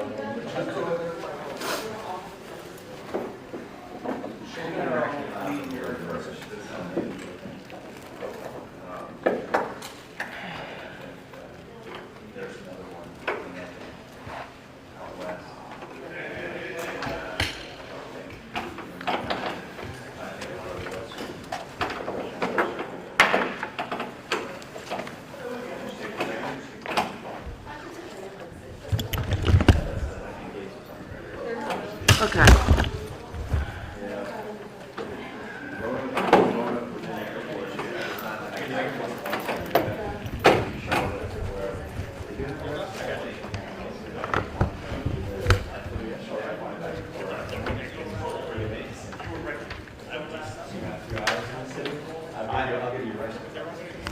Yeah, just as long as it's not near That's actually one of the better neighborhoods. Right? Yeah, I get what you saw because I walked down that street a few times. That comes right into Chinatown. It's actually a tremendous restaurant. There, let's just put it this way. There's one if you were nervous there, you don't want capital to drag you through the open. I guess I'm just gonna have to chill here. No.